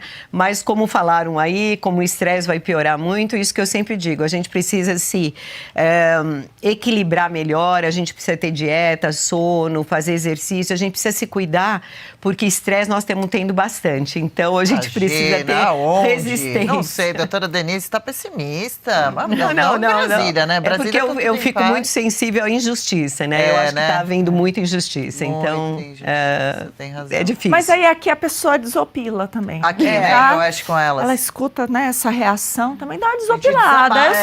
Eu saio daqui mais leve. Mais leve, gente. É importante desabafar. Por isso eu sempre agradeço ao chat também, que está sempre desabafando. Alguns falando coisas engraçadas que a gente não consegue nem ler, ri à toa aqui, boba, lendo o chat, mas muitos comentários sérios. Fala pra eles, assim, mandarem assim, tipo, que assuntos gostariam que fosse discutido de saúde, né? Porque tem muita coisa. Um deles, esses remédios agora que emagrecem também, facilmente, mas que está começando a aparecer muito efeito colateral a longo prazo, né? Então, e também sempre lembrando pra gente encerrar, quanto antes começar o tratamento, melhores as chances, né, de ficar com menos marcas, de ter resultados mais efetivos? Exatamente. Uma das coisas é a questão de não deixar cicatriz, porque uma vez que você tem as cicatrizes, é muito mais difícil de tratar. Aí você precisa de peelings, de lasers, de vários outros recursos. Então, tratar logo no começo e procurar ajudar com alimentação e com tudo mais. E o Marcos falou assim aqui no chat, menos sal e mais doçura com Oeste com Elas. Entendi. É isso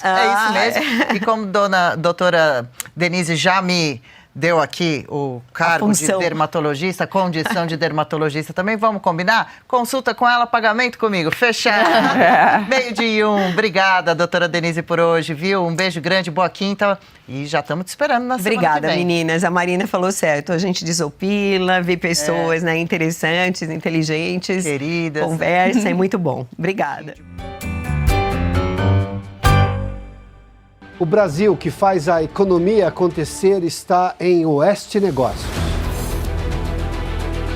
Que o nosso futuro está relacionado a isso aqui que nós estamos falando. Produto que está sendo polido e arrumado ele durante 50 anos. A gente sabe como fazer as coisas darem certo nesse país. Por que eu estou dizendo que isso é tão importante para o Brasil? Empresários, empreendedores, executivos de empresas compartilham suas experiências de investir e crescer no Brasil. O Brasil é um dos poucos lugares do mundo em que se pode crescer 2 dígitos ao ano. Há demanda, há recursos e tem muito talento. É difícil às vezes? É, mas tem muita gente que faz e acontece. Toda segunda-feira, às 20:30 da noite, nos canais da Revista Oeste, tem Oeste Negócios. Comigo, Adalberto Piotto, meus convidados e você.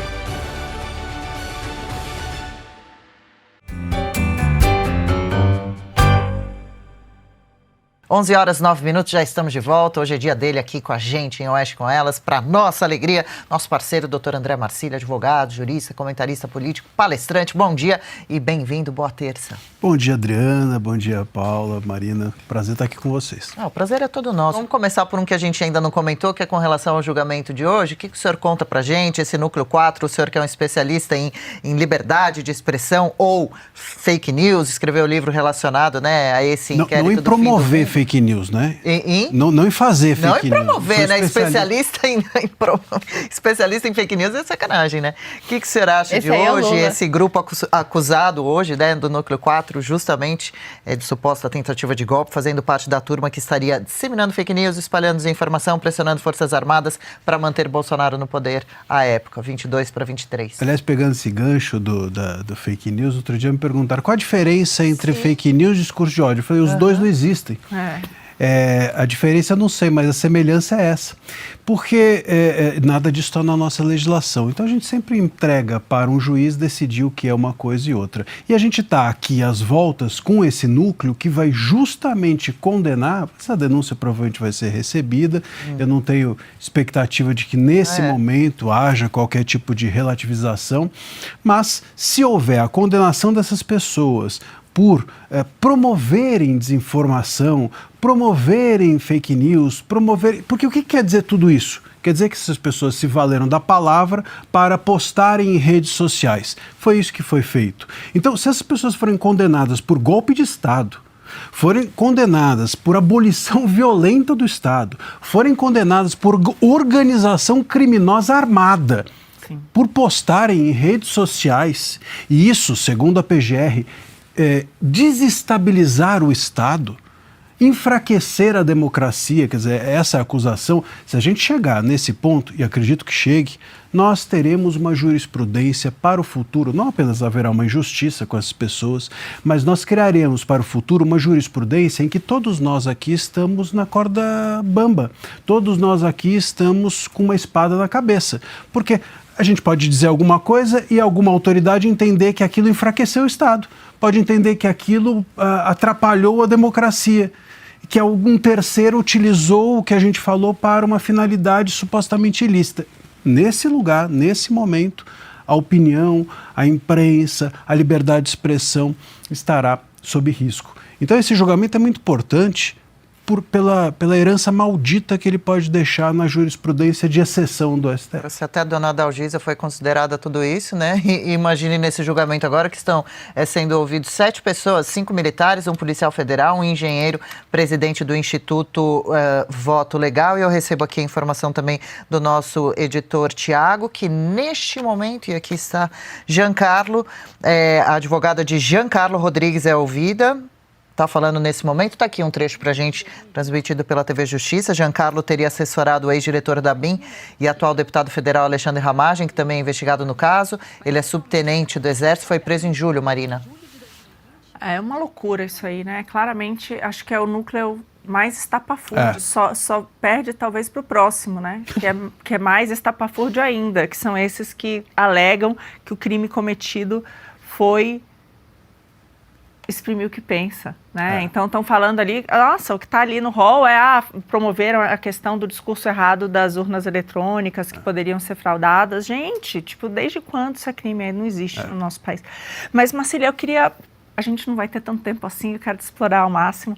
E a gente recebeu a visita agora do David Gamble aqui no país, né? Ele que é o chefe que coordena as sanções ali do Departamento de Estado do Trump.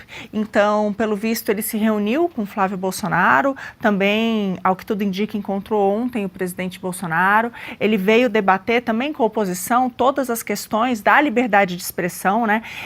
Lembrando que é um departamento que pode vir a fazer as sanções em relação ao Alexandre de Moraes, mas ele também veio falar com o governo brasileiro e ali, pelo que tudo indica, tratar da questão dos grupos terroristas, né, do que a gente sabe das facções criminosas, de tráfico de drogas. Então, tem uma salada ali, né, de todas essas visitas que o David Gamble veio fazer no Brasil. E eu queria saber as suas expectativas, assim, né? Será que a gente pode ter alguma esperança, né, de alguma ajuda vindo de fora em relação a essa pauta tão importante? Creio que sim, Marina. Sem dúvida alguma vai haver alguma coisa, né? Alguma sanção ou uma preocupação está acontecendo. Essa vinda do Gamble, eu vejo da seguinte maneira, não haveria nenhuma necessidade dele vir para o Moraes ser sancionado. Essa sanção poderia acontecer sem qualquer visita presidencial, né? Não é necessário e com certeza eles lá sabem muitíssimo bem o que está acontecendo aqui, independente de uma visita. Então, a vinda dele, sobretudo também uma conversa com o governo, etc., eu leio da seguinte forma, é um recado, é um sinal amarelo, é a mãe que levanta o chinelo antes de avançar no filho malcriado. Antigamente, né? Hoje em dia, não pode, perderia o filho, o conselho tutelar. Mas, enfim, na imagem de antigamente era um pouco isso. Então, é uma espécie de recado de, se vocês não recuarem ou se vocês... Nós não estamos brincando, nós estamos vindo para mostrar que estamos imbuídos do desejo de fazer alguma coisa, né? E não creio que isso seja relevante para o Brasil ou para o STF, porque eles não estão nem aí para nada, me parece claro isso. Mas o recado é esse, o recado é nós vamos fazer alguma coisa, ou por bem ou por mal. E aí a visita dele talvez seja o por bem. Paula? André, que bom ter aqui você conosco de novo. E aquela bomba que o Cláudio Dantas soltou ontem, alegando que o sindicato do irmão do Lula foi ele que deu início para acabar com o MP, que o Bolsonaro havia assinado em 2019, que ele colocava um certo bloqueio ali, precisava de uma autorização dos aposentados para fazer os descontos. E o sindicato do irmão do Lula, ele foi lá dia 30 de janeiro de 2023, assim que o Lula entrou no poder, para acabar com isso aí. Foi a prioridade dele. Queria que você comentasse um pouco sobre isso, porque isso aí é um escárnio, né? É um escárnio de família, né? É engraçado isso, escárnio, né? De família. É um escárnio de família. Tinha casos de família, escárnios de família. Eu vejo isso, para mim, o ponto mais interessante disso é uma entrevista que nós até comentamos aqui, mas vale a gente recuperar, uma entrevista do delegado da Polícia Federal falando sobre a investigação que nem estava com ele, de que não, Frei Chico, ele é fake news, insinuou Diretor-geral da PF, Andrei Rodrigues, hein? Exatamente. É o cara que manda na PF. Dizendo que o Frei Chico não estava sendo investigado, não estava sob investigação, que não sabia por que a mídia estava fazendo isso, e agora a gente descobriu por que a mídia estava fazendo isso. Porque a mídia estava fazendo um trabalho que a Polícia Federal não estava. E esse me parece o grande ponto. A gente está vendo uma escalada nesse escândalo gigantesca. De 6 bilhões, passamos agora a 90 em um ano, sabe-se onde isso vai chegar. Inacreditável. E essas entidades, onde mais, com qual profundidade se vai navegar em relação a todo esse caos? Né? Quantas pessoas mais dentro do governo devem estar ou possam estar envolvidas nisso? O Lupe disse que sabia de parte e demorou todo esse tempo para ser mandado embora. Por que demorou tanto tempo? Será que, enfim, ao saber, ele se tornava um arquivo vivo problemático se saísse do governo? Qual é a questão? Tudo isso tem e precisa muito ser investigado. A gente precisa saber, eles precisam prestar contas para nós. E nós temos uma Polícia Federal que concluiu antes de investigar. Então, como lidar com isso? Eu acho que a gente tem um escândalo gigantesco e, nesse sentido, eu vejo com muitos bons olhos a CPMI, que parece que vai andar, tomara que ande de fato e que investigue tudo que a polícia talvez não vai investigar. E aproveitando esse gancho, Adriana, que eu acho que é bastante importante, se deixarem, né, Marcília? Porque hoje o que as matérias dão conta é que teria o número de assinaturas, a senadora Damares disse que teria no Senado, na Câmara já tem, mas agora a pressão está fortíssima do governo e do Alcolumbre. Então, o Alcolumbre entrou ali no meio de campo para pedir para os senadores retirarem a assinatura. Já conseguiu, né? Já teve senador retirando essa assinatura. Então, a gente vê uma pressão grande.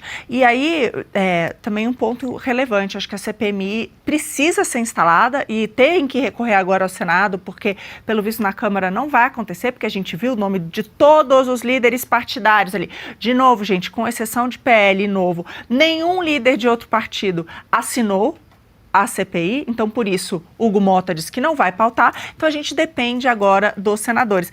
Agora, Marcília, vai depender muito de quem vai estar nessa CPI, né? Quem vai ser principalmente o relator. Porque isso muda tudo. Se tiver um relator da esquerda, né, do centrão esquerda, a turma do abafa desse caso, aí de fato a CPMI pode não dar em nada. Não, sem dúvida não dará em nada. O relator aqui é essencial. Basta a gente ver no STF como muda. Ou como mudaria se esse caso do golpe tivesse ele, de repente, com o André Mendonça e não com o ministro Moraes. O relator muda tudo nesse país em que todas as coisas são muito individualizadas ou personalizadas.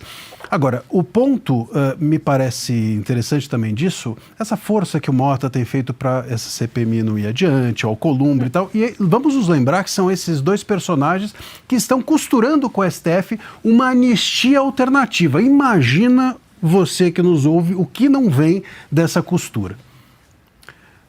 Que é outra herança maldita vem, né? Que virá pela frente. Detalhe que nós estamos vendo isso acontecer, ao mesmo tempo vemos a idosa de 65 anos presa por um crime que ela não cometeu, que ela sem nenhuma prova, sem nenhuma arma, foi presa. Então a gente vê dois extremos: roubar idosos, roubar as pessoas com crédito consignado, ao mesmo tempo temos inocentes presos há mais de 2 anos, com 16 anos de cadeia. E Paula, é isso que não dá para explicar nunca para quem nos ouve. Nunca ninguém vai entender, e não é para entender mesmo, porque ninguém entende.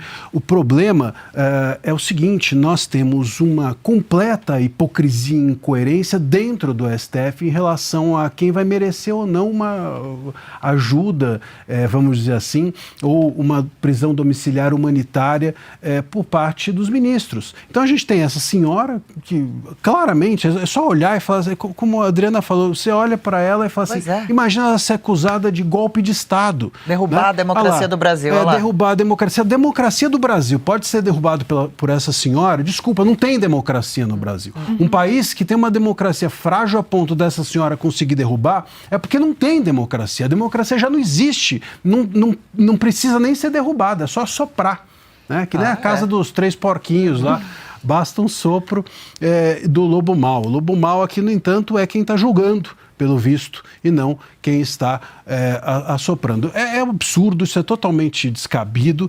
E, por outro lado, você olha o Brazão em prisão domiciliar. O Collor numa prisão domiciliar no seu apartamento de 700 metros quadrados. E todos os outros que foram soltos, né, e tiveram suas prisões anuladas e tudo isso. Então, assim, corrupto, cheio, todos no poder de volta. Né? Esses não merecem punição nenhuma. Então, assim, né? Corrupto, e quem é de esquerda merece perdão. Quem é de direita e inofensivo vai para cadeia. Ou vala, né? Merece vala, igual vala. Disse o governador da Bahia, que agora tenta dizer que foi tirado de contexto, mas terrível declaração. Marcília, ainda só... E são essas pessoas que dizem que a direita promove discurso de ódio. Assim como aquele jornalista que falou que queria que o Bolsonaro fosse pro inferno, que ele tinha, né? E tantos casos parecidos, né, super grotescos. Sobre a CPI, que ficou a dúvida se ia ser CPI ou CPMI, aí a Marina gostaria de ouvir também, qual a importância de ter a participação dos senadores também nessa comissão? É importante justamente para dar solidez, né? Havendo as duas casas estando envolvidas nisso, me parece que haveria mais força, inclusive, força negocial. Hoje a Câmara ela está muito fragilizada ou muito acessível, né? A porta está muito aberta para qualquer um entrar lá, chutar e sentar na cadeira dos próprios deputados.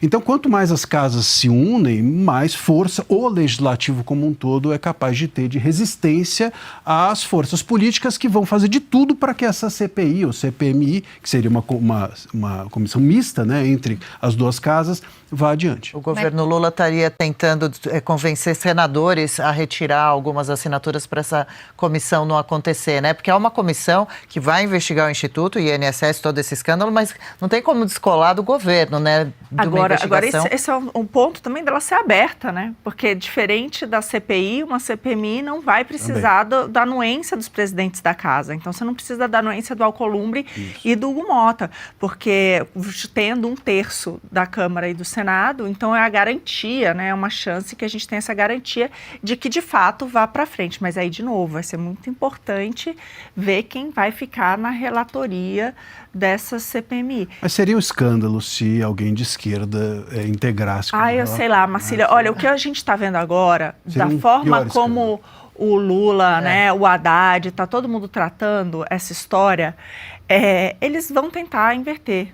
Eles já estão fazendo isso. É só pegar as declarações. A fraude. Além de tudo, eles que vão pagar, entendeu? Porque eles vão pegar os nossos impostos e devolver o dinheiro para as pessoas. Com juros, correção monetária. Se brincar, eles vão dar o dobro para se eximir da coisa. E o Lula quer sair ainda dessa história toda como herói. Então, por isso que a gente tem que ficar muito atento, porque esses caras, tudo é possível. É só ver o que se transformou. Como é que ele volta a ser presidente depois de todo o escândalo da Lava Jato? Como é que a Dilma consegue uma reeleição depois de tudo aquilo que saiu do Petrolão?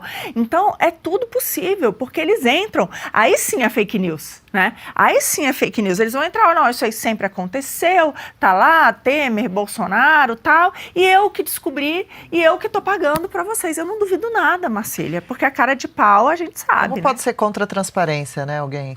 Um caso como esse. Por quê?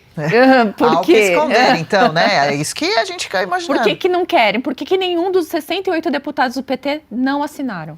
E seguindo adiante a CPI ou CPMI, enfim, isso caminhando, é muito importante que os deputados, os senadores entendam, acredito eu, que o foco é o governo. Porque é ali que a coisa nasce. Não adianta ficar investigando bagrinho, não adianta ficar investigando peixe pequeno.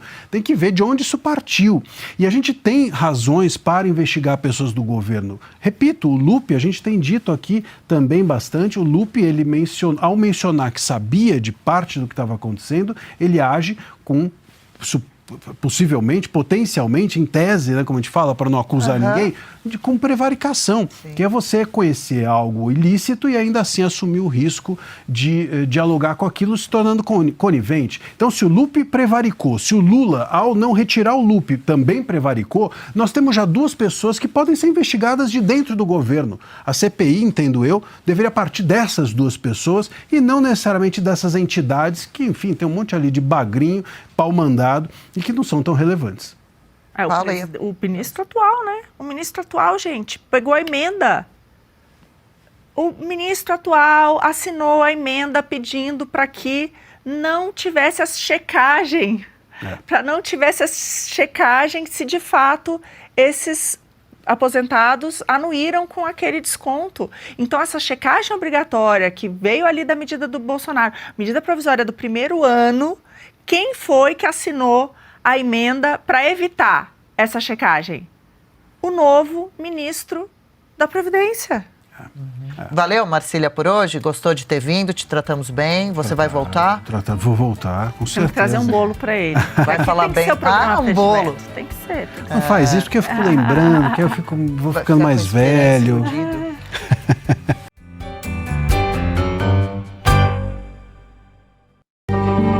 8 de janeiro de 2023. Clérisson da Cunha, conhecido como Clezão, foi preso durante atos de protesto em Brasília, promovidos por brasileiros inconformados com o desfecho da eleição presidencial. Durante meses, laudos médicos enviados ao STF pelo advogado de Clezão alertaram o ministro Alexandre de Moraes para os graves problemas de saúde do prisioneiro. O magistrado nem sequer apreciou o parecer da Procuradoria-Geral da República, que pediu a liberdade condicional do enfermo para permitir-lhe que recebesse em casa tratamento médico adequado. Em 20 de novembro de 2023, Clérisson da Cunha morreu na penitenciária da Papuda. Explicação oficial: fora vítima de um mal súbito. Alguns meios de comunicação esconderam a notícia em cantos de página. Os demais ignoraram o assunto. Para quem tenta saber o que acontece recorrendo ao jornalismo estatizado, Clezão não morreu. Pior, nunca existiu. A Oeste contou a verdade na reportagem de capa. Oeste, independente, essencial. O Brasil real está aqui.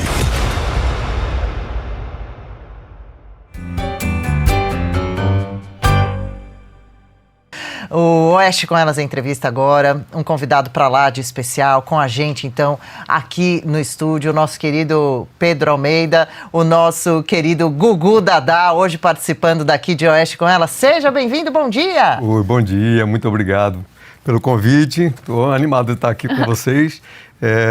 E você é uma companheira do programa, né? Assim, então é uma animação dupla, né? Mas conhecendo... parabéns, Marina, falei obrigada, isso nos bastidores, obrigada, parabéns pela notícia, né? Obrigada. Alguém tem que contribuir, né? Para esse mundo, porque se a gente não está fazendo, aqui, né? Vai ter cachorro de sobra, né? Depois eu tenho lembrancinha para vocês. Que querido. Hein, Pedro, porque você também adora cachorros, né? Você resgata, tá com quantos? Adoro animais, hoje eu tô com 6. 6, né? Mas assim, então, 2 são resgatados, né? Recentemente, que a gente tem uma coisa que acontece com animais, assim, principalmente com cachorros, que sempre no final do ano muitos são abandonados. A gente chama de abandono de Natal. Ai, que dó. Sério? Né? Porque as pessoas abandonam para poder viajar, porque não querem o trabalho de estar nesse período aí sem ter com quem deixar. Gente. Mas, Pedro, você cadastrou seus animaizinhos para ter o RG? Não cadastrei, não. Cadastrei, não cadastrarei. Né? E também, além de abandonarem, eu ouço muito nesse período, quando fico em São Paulo, quase sempre a trabalho, os bichinhos chorando, latindo sozinhos, porque estão sem luz, sem água, sem comida, abandonados, né? Pense bem antes de adotar um cachorro. Eu sempre falo assim, quando a pessoa tem um cachorro, né? Principalmente um cachorro, acho que gato também funciona isso, né? Tenha sempre mais de um, né? Já é uma companhia um para o outro. Eu aprendi isso com um colega da área de publicidade, né? Conhecido, todo mundo aí fez a campanha de políticos lá no passado, um publicitário conhecido chamado Lula Vieira, né? Ele falava assim, tenha vários, né? Porque a gente sofre muito quando perde. Quando você tem mais, né? animais, você não sofre tanto. Porque quando você só tem um e perde, eles duram pouco tempo, né? 12, 13, 15 anos, numa média. Eu estou com uma que está fazendo 17 anos agora. Uau! É uma super idosa. E ela é vira-lata, não? Não, essa é uma Yorkshire. Você pegou ela pequenininha? Peguei pequenininha, ganhei, na verdade. Nossa. Ganhei. Você deve ter uma ligação imensa com ela. É assim. Mas com todos, assim, não faço distinção. Eu só, infelizmente, só tenho cachorro porque eu não posso colocar gato no meio. Né? Por favor, poupe os miau-miau, né? Eu tenho 2 irmãs que têm vários cachorros e elas têm gato. Tem. E se dão bem, porque então? acostumaram desde duas pequeno, das minhas irmãs, as mais novas, elas têm mais cachorro. Elas têm 3 cachorrinhos e um gato, as duas. E eu tenho uma outra que só tem gato igual você também, Dri, gateirinha. Se acostuma desde cedo, aí dá. Mas no meu caso... Já vi até gato com pitbull. Mas jogar um agora lá no meio da sua matilha... Não, a matilha. Eu amo gato, só não tenho porque eu tenho alergia. Mas agora você tá levando um que não tem problema, né? Não tem problema. Deixa eu falar uma coisa que eu não falei na abertura direitinho pra gente. O Pedro, ele é jornalista, ele é escritor e ele é dono da livraria Drummond, além de comentarista do Outra Coisa, você já conhece ele por lá. Mas então queríamos, né, muita gente no chat perguntando o básico do básico. Por que o Pedro decidiu abrir uma livraria? Que ligação é essa com a literatura, com livros? E por que esse nome Drummond? Então, a gente... a coisa da livraria foi assim, muito não planejada, né? A gente estava fazendo... a gente estava vivendo a pandemia, né? Eu sou editor há 32 anos, completo 32 anos, trabalhando no mercado editorial esse ano. Uma vida. E aí abri, né? Fundei minha editora com meu sócio, Diego, vão entender por quê, o nome da livraria. A editora está completando 13 anos esse ano, né?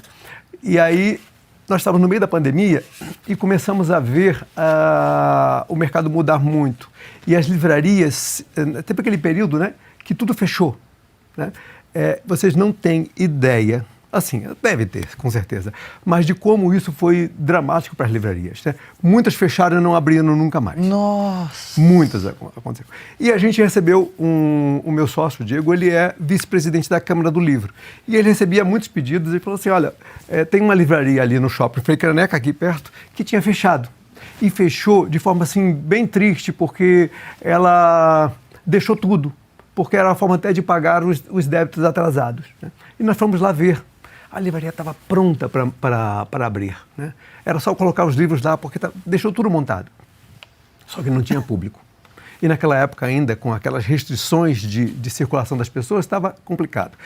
Só que aí o fato da gente visitar a livraria e olhar o ponto, acendeu aquela coisa assim, putz, tá bom, aquela não serve, mas pode ser outra. E aí circulando por São Paulo, viemos tomar um café aqui no Conjunto Nacional. E aí vimos que a loja, a livraria que foi original, né, originária do que se transformou a cultura, ou seja, o prédio original dela estava fechado. Havia 2 anos. Então, havia ainda a Livraria Cultura em outro ponto, dentro do Conjunto Nacional. Para quem não sabe, São Paulo, o Conjunto Nacional é um shopping, né, de galerias, aqui de São Paulo, muito tradicional, fica na Avenida Paulista. E a livraria tinha mudado de lugar, mas a livraria original estava fechada. A gente, então, falei, vamos conversar, vimos o ponto, nos apaixonamos, pelo assim, vamos trazer de volta para São Paulo esse palco de literatura. Porque esse aqui é um ponto muito importante de discussão, e livraria é um ponto de discussão, de debate. Nossa, eu amo. E tinha perdido, né, esse espaço em São Paulo. A gente mesmo, como editora, tínhamos dificuldade de encontrar lugares que eram acessíveis para a circulação do público, para a chegada do público num evento de lançamento, por exemplo. E só havia 1 ou 2 ou 3 assim, que a gente achava assim, que valia a pena, né? Aí decidimos então, encarar o projeto. E desde a livraria está completando esse ano, em setembro, o 3º ano. Desde o primeiro dia, nós só temos alegria com a livraria. Assim. Todos os eventos. Eu sou fã. Fui lá em vários lançamentos, inclusive. Do meu querido Adolfo Saxida. Que legal. Foi. Né? Contando ali com Guedes. Com Paulo Guedes, sim. Que aconteceu ali no governo, as reformas que foram feitas e outras. O Pavinato, né? Também o lançamento dele foi aqui. O lançamento dele. E usa Augusto Nunes, livros aqui da Revista Oeste. A gente adora um oba-oba lá. E é uma livraria, assim, que a gente colocou desde o princípio, assim, não é uma livraria com, assim, que a gente tenta dizer, livraria é um espaço aberto, um espaço de discussão. A gente até coloca uma frase lá, que abre, né, porque Drummond, né? Porque meu sócio é o Diego Drummond, que é da família do Carlos Drummond de Andrade. Eu adoro essa frase que está no teto que a gente vê. Alguma coisa como... Puxa, não vou lembrar. Eu vejo todo dia também que eu passo lá e eu adoro. É sobre tolerância. Né? É uma frase sobre tolerância que Drummond falou. De Drummond? Eu vou puxar aqui, a gente vai achar. Lá nos anos 60, né? Eu queria puxar agora o Google Dadá. Meu Deus do céu, o pessoal tá aqui falando assim. Dá um close aqui, ó. Tira o que eu tenho aqui, quero ouvir a sua opinião como Google Dadá. E para quem não sabe, né, vocês incorporam a imprensa tradicional. E nós temos agora um novo membro na Academia Brasileira de Letras, né? Eu não vou dizer quem é, mas eu vou ler algumas pérolas dessa jornalista maravilhosa. Eu vou incorporar ela aqui e vou trazer umas pérolas, porque ela gosta de falar de economia, né? E eu sou economista. Então, essas manchetes me deixaram um pouco... Entendeu? Deixa eu só Posso explicar para o público primeiro uma coisa. Assim. O programa Outra Coisa tem esse personagem, né? Brilhantemente criado pelo Fiuza. É um programa que vai expor a imprensa, principalmente a imprensa, né? Mas a comunicação de forma geral. Então, ele criou esses personagens e um deles é o que... Olha lá. Olha lá. É o Google Dadá, né? Vou confidenciar uma coisa aqui. Quando ele veio com esse personagem, eu falei assim, sério? O jornalista crescidinho? Eu pensei isso por alguns minutos. Depois, fiquei encantado e vou te dizer, a repercussão é incrível, porque é um programa para desopilar o fígado. É para falar dos absurdos, né? E só, às vezes, a farsa e a ironia é o melhor caminho, né? Ou é um bom caminho, sobretudo no programa de sábado, né? Mas, vamos lá. Então, você poderia, por favor, falaram, tirem esse Pedro daí, queremos Putin, Gugu. Agora que o Putin é de extrema-direita, né? Mas eu quero trazer as pérolas da mais nova integrante da Academia Brasileira de Letras. Vou me transformar aqui nessa comentarista de economia, para trazer umas manchetes para vocês, tá? A primeira é a seguinte: ceia de Natal está mais cara, mas presentes tradicionais ficaram mais baratos. Entenda como isso é bom. Imposto na carne trará benefícios para os mais pobres, entendeu? A gente está taxando a sua picanha e isso vai trazer benefícios para vocês. Entenda como isso é bom. Em 3 passos. Alimento ficar caro ou barato não depende da vontade do governo. Entenda como isso é bom. Inflação tá alta, mas não tá descontrolada. É isso, Pedro. Fale para nós da nossa querida Miriam Leitão. Deixa eu só falar aqui como que é agora, Mi, para passar pro Pedro ainda esse destaque da Miriam, junta mais esse destaque, essa notícia aqui. A jornalista Miriam Leitão foi então eleita em abril para a cadeira 7 da Academia Brasileira de Letras. A eleição aconteceu no Petit Trianon, na sede da instituição no Rio de Janeiro, com uso de urnas eletrônicas cedidas pelo Tribunal Regional Eleitoral. Pode fechar aqui em mim, que eu adoro, eu estava com saudade da Dani Linda. Ela recebeu 20 votos e superou o ex-senador e ministro Cristóvão Buarque. Eu acho ela uma jornalista incrível. Dani Linda, aqui, ó.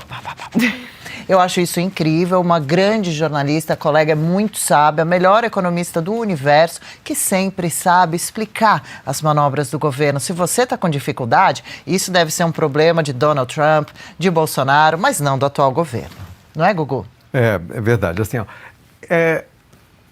a gente percebe o que aconteceu com a Academia Brasileira de Letras, porque ela só cresceu, né?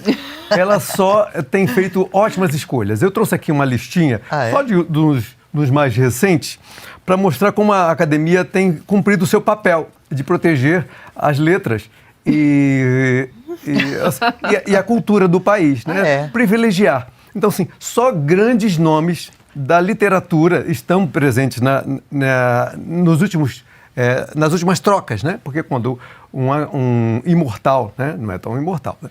Mas como um acadêmico que ocupa uma cadeira morre, é substituído por outro, né? Então, assim, Miriam Leitão acaba de ocupar, olha só, que paridade. A cadeira que antes era ocupada por quem? Raquel de Queiroz. Ela está no mesmo nível, né? No mesmo nível. Igualzinho. Eu não saberia distinguir as duas. Olha, tem uma outra, a mais recente, que é Fernanda Montenegro, atriz super premiada e que escreveu 2 livros em parceria com jornalistas, ou seja, alguém escreveu para ela os livros. Mas claro que merece uma cadeira também. E a cadeira era ocupada por João Cabral de Melo Neto. Nossa. Né? De Morte e Vida Severina. Nossa. Então, é o mesmo nível, né? Assim, porque a gente sabe que esses novos, né, imortais são amplamente premiados. Meu Deus, que vergonha. Gilberto Gil, que ocupou a cadeira de Joaquim Nabuco, um dos ícones da abolição e fundador da Academia Brasileira de Letras. Meu Deus. Paulo Niemeyer Filho, não é nenhum pai, é o filho, que era um arquiteto. Que critério é esse? Quem ele substituiu, né, ocupou a cadeira que antes era ocupada por alguém que o Brasil já esqueceu, né, porque não tem uma obra literária tão importante, que é João do Rio. Né? Tradutor, autor, incrível. Lá, então, mais ou menos a mesma coisa, né? Olha, a lista não para. Merval Pereira, um jornalista que também não tem... embora não tenha recebido nenhum prêmio, olha que cadeira que ele ocupou. Desculpa essa aqui. Não vai, 3. Vocês podem supor, alguém que suspeita que foi a cadeira. A gente já falou dele aqui hoje. Carlos Drummond de Andrade. Nossa! E é assim, uma paridade incrível, né? Roberto Marinho, que ocupou a cadeira de Machado de Assis. Oh, meu Deus! E, por último, só para não ficar uma lista tão grande, José Sarney, que ocupou a cadeira que antes pertenceu a Graça Aranha, que é um dos fundadores do modernismo. Tem até Sarney nessa aí. José Sarney. Ou seja, quando a gente fica pensando, né, que a gente está indo por um caminho assim, né, que o Brasil... Que coisa, né? A gente escuta supera, isso e a gente fala, meu Deus. Olha, o óculos tem que achar maravilhoso. Não tem ansiedade negativa, a gente supera. A gente maravilhoso. Porque esses nomes... A gente acha que tá piorando, melhora muito. Bem. A gente cai pra cima. Quem foi Carlos Drummond de Andrade? Quase o mapa invertido. Quem é Carlos Drummond de Andrade perto do Sarney? Quem é? Não é ninguém. É quase o mapa invertido, né? É o mundo invertido. Deixa eu trazer mais uma pérola aqui pra gente. Vamos trazendo. Gleisi culpa Bolsonaro pela fraude do INSS. Certíssima, né? Ministra de Relações Institucionais, a bela, linda Gleisi Hoffmann, companheira, culpou o ex-presidente Jair Bolsonaro pelas fraudes do INSS. Mas que novidade! Claro! A petista publicou no X, está aí, para você conferir, foi ontem, um texto para defender o governo Lula do escândalo. Ela disse que foi no governo Bolsonaro que quadrilhas criaram entidades fantasmas para roubar os aposentados. Em outro trecho, Gleisi diz também, viu, colega Gugu, foi apenas no governo Lula que a Polícia Federal e a CGU enfrentaram as quadrilhas e as entregaram à justiça. Gugu Dadá, que vive em Nova York, hoje aqui em São Paulo, para poder dividir essa brilhantemente diferenciada, belíssimo, um intelectual com QU, né? Um intelectual de verdade. Acerta demais a companheira Gleisi, né? Que esse escândalo do INSS, o governo atual não tem nada a ver. É verdade, assim... A vítima. A despeito, né, desse vídeo horroroso do Nicolas Ferreira, né, que cheio de acusações infundadas, né, a Gleisi está aí para nos mostrar, para esclarecer que foi no governo Bolsonaro que esses sindicatos estavam lá. Uhum. E quem é que mais gosta de sindicato? Bolsonaro. Nada a ver com Mas o calma governo aí, eu acho que é o irmão do Bolsonaro que está envido, não é? Não é o irmão do Lula, é o irmão do Bolsonaro, assim, de não é? família, sabe? Assim, irmãos... metralha. É o Tetralha, Tourette. metralha, olha. O Tourette aqui que está me provocando. Mas assim, a Gleisi então está esclarecendo isso. Claro. E ela tem um ponto muito importante que ela demonstrou que o Bolsonaro criou uma lei para combater essas fraudes, o Congresso barrou né? Um Congresso, sobretudo um Congresso ali, PT, PSOL, Rede, só partidos que querem o bem do povo e detestam a fraude de aposentados. E o Bolsonaro poderia vetar, ainda que fosse vetado novamente pelo Congresso, né? E não fez. Então, a culpa é de quem? Vocês estão querendo colocar a culpa... O Lula não sabia de Vocês viram nada, um gráfico gente. invertido? Vocês viram aquele Tem gráfico aí? invertido Manda que a para Mirella dar? joga Eu pra vou mandar gente. um gráfico Manda aí a Mirella invertido, joga essa é pra gente. muito Eu vi esse bom. gráfico, muito bom. Que é, o Chegamos a um Camusato gráfico. colocou esse gráfico maravilhoso. Vou mandar um gráfico. Enquanto Deve ter isso, sido manda um IBGE, gráfico aí, Deixa a eu nossa mandar rainha esse dos aqui. gráficos. Marina, mandar foi o esse aqui. IBGE que fez esse gráfico. É mais ou menos. Olha, o pessoal aqui no chat tá falando que foi procurar frases, né, de Drummond, e aí a Vanessa traz: o mundo é grande e cabe nesta janela sobre o mar. Linda! Mas a Mirella achou a frase que tá lá na parede da Drummond: dialogar é dizer o que pensamos e suportar o que os outros pensam. A Boa. Glaze, ela esqueceu de comentar sobre a nova taxa de juros, porque ela é muito ativa nisso, né? Toda taxa de juros, ela faz questão lá de comentar, né? Principalmente quando era o Campos Neto, ela ia lá. Sei. E agora ela fez só um detalhezinho, né? Essa belíssima ministra que nós temos agora. Belíssima, muito bem. A Paula já entrou. Já entrou no... totalmente, hein? Deixou de ser importante. Guilherme Fiuza precisa dar um Deixou nome para de ser essas nossas importante. duas participantes. Eu acho hein? sim, eu acho que Próximo destaque para Gugu Dadá. Já tem a Miriam Leitão lá no grupo de vocês? Eu, como economista, eu né? posso Já assumir. teve. Já teve. Eu tô me esquecendo Olha, o nome. olha o Mas, gráfico ó, se aí. vocês precisarem de um economista, olha, esse é um gráfico que a Miriam Leitão, por exemplo, faria para mostrar toda, né, claro, a inocência do governo Lula, gente. É só inverter o gráfico, aí fica óbvio. Olha o que aconteceu no governo Lula, né? De cabeça para baixo. Caiu tudo, claro, né? Esse é um gráfico. Inverteram o do mapa também, fizeram Não, então eu Brasil falei, de foi o ponta IBGE cabeça. que Não fez. é? Certíssimo o IBGE em mudar o mapa mundi também, né, Gugu Dadá? Agora vamos nessa aqui, ó. Quer ver, ó? Pode subir um pouquinho aí pra mim, Denis, nesse ponto aí do texto. Grupos bolsonaristas no WhatsApp e no Telegram passaram a usar a investigação, bolsonaristas, né? Aquela raça terrível, a usar a investigação do Esquema Nacional de Descontos Não Autorizados. Olha essa manchete que linda. Em benefício do INSS para tentar vincular o presidente Lula e sua família à corrupção. Que maldade! Grupos bolsonaristas exploram fraude do INSS para colar rótulo de corrupção em Lula. É verdade, assim, é uma injustiça. Que injustiça, É uma injustiça né? tão grande. Nunca teve escândalo de corrupção. Como assim? Jamais! Tem alguns, mas são do passado, né? Passado, mês passado, talvez. Mas assim, eu trouxe uma listinha aqui que perpassa... Mas isso é fake news, viu? O grupo. Totalmente. Tudo. SNSS é fake news. É esses grupos Inventaram. que espalham fake news. E aí eles estão tentando espalhar essa fake news. Que tudo acelerou no Lula, gente. A gente acabou de ver o gráfico. Mas Tá vendo? Mais um exemplo que precisamos regular as mídias sociais. acelerar é bom, Marina. Acelerar é bom. Acelerar é bom. Acelerar é bom. Olha só a listinha aqui, mas é do passado.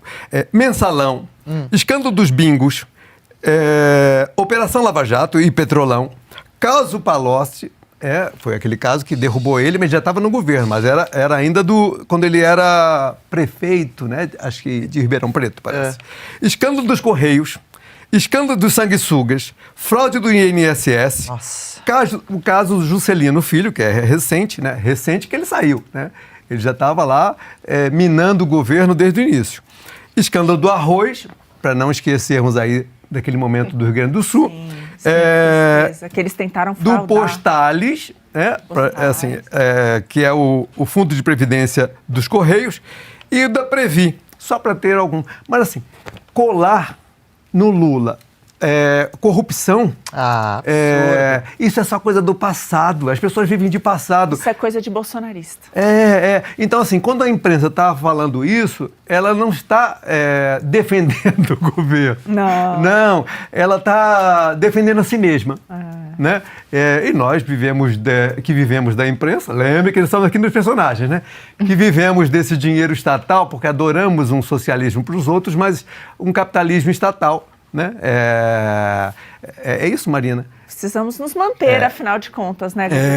Assim, como é que eu vou fazer as minhas viagens? Ou comprar um Porsche com dinheiro de aposentado, se não for com dinheiro de aposentado. Ah, não, daí não tem graça. Não, tem que ser de vulnerável, de aposentado, senão o dinheiro não vale. Com esforço próprio? É. Não, com esforço próprio. Só bobos fazem isso. Ô, Gugu, ó, aqui no chat... Uma caroninha no aviãozinho da Fábio.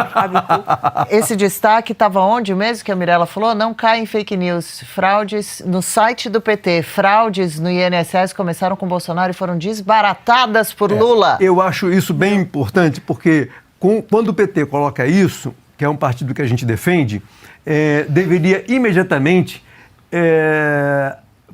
acionar a CPI para investigar. E eu tenho certeza que se propuserem uma CPI para investigar isso, o PT, a Rede, o Partido Verde, se ainda existe... Você não viu ainda? Eles foram os únicos a assinar o pedido de CPMI, Gugu Dadá. Afinal de contas, o Lula é o pai dos pobres. Ele que defende os pobres, os vulneráveis. Ele fez questão de assinar a CPI, tá lá, pronta para... O Bolsonaro que não quis. Bolsonaristas que não quiseram. Opa, o que está acontecendo aqui nesse estúdio? Invasão! Eu não tô acreditando! Guilherme Albuquerque! Vintagem um pouco de filosofia pra vocês. Bom dia, menina bonita. Ô, Guilherme Albuquerque, eu morro de saudade de você. Ah, a gente tá de brincadeira. Ô, Guilherme Albuquerque, faz um favor. Conta pra gente aqui, o Outra Coisa fez um ano, quem participa do programa... Quando que vai pro ar? Faz o convite aqui. Outra coisa, se você não assiste, você tá perdendo tempo. Porque assim... Tem coisas incríveis que acontecem, tem esse cainha aqui, eu acho que ele tá montando uma cheita, mas tá tudo bem. Porque tá captando menina bonita, né? O pessoal adora o Gugu Dadá, esse né? Esse cara é o sucesso. Roubou a cena. Exato, esse cara. Não, você que é o sucesso. Ah, você que é o sucesso. Você que é o sucesso. Você! Comecem a se bater. Você, né? Não tem aquela trend? Você, obrigada a você. Mas, enfim, se você quer se divertir num sábado, faz lá coisas legais... É sucesso, é puro sucesso, é transmitido todo sábado a partir das 8 horas da noite, tá bom? É isso. E se você não assistir, eu sinto muito te dizer que uma pessoinha vai te amaldiçoar pro resto de sua vida. E esse cara aqui faz parte da Departamento de Maldições, é esse carinha aqui, ó. Ô, Paula Camacho, o Gugu Dadá, durante o programa Outra Coisa, intima pra ter likes. Ele fala que senão... eu quero que você faça pra gente. Por favor, como que é? Faz Pede aqui like pra gente. Mostra como se faz. Eu acho que vocês fazem muito bem. Jamais vai concorrer com nunca, o Biquinho 10. Nunca. Não dá, né? Não dá pra aí contar. é pau a pau, hein? Fica difícil, né? Mas tem que fazer uma ameaça. Uma ameaça sincera e, lógico, como nós temos a posse de todo o sistema de verificação, a gente sabe quem está assistindo e não está... Dando like. IPIs são rastreados. Vai até a casa da pessoa e manda lá um oficial de justiça. Mas vai estar na UTI? Tem que estar na UTI. Olha, não tem problema. A gente não se importa. Ela pode estar fazendo comida, amamentando ou até tendo filho. A gente vai... E manda o oficial de Eu já deixei meu like. Pode estar com o bebê reborn. Queremos saber por que não deu like, né, Fredão? Aproveitando o ensejo, desculpa te cortar. Se você não der like, eu quero fazer uma coisa que eu faço, que eu adoro, que é o quê? Uma explosão de likes. Eu quero muitos likes para essa programação aqui, para esse programa, que é sensacional. Tem gente bonita atiando eu e o Gugu Dadá. Explosão de like é bom, hein? Eu gostei também. Explosão de like. É muito bom. E funciona, hein? E funciona. Então, agora, você que está assistindo o programa, não perca a oportunidade. Então, assim, curtir, comentar, compartilhar várias vezes. E quanto mais você comenta, mais o programa tem engajamento e vai ser apresentado para pessoas que gostam do programa como você. Exato. E olha, tem que fazer comentários positivos, viu, no chat do programa, quando tiver aqui incorporado, porque senão a gente apaga, bloqueia e limita os comentários, que nem da Vel Columbre faz. Manda uma visitinha da PF lá. E muito bom também Lula estando lá na Rússia, provavelmente ele agora vai resolver a guerra.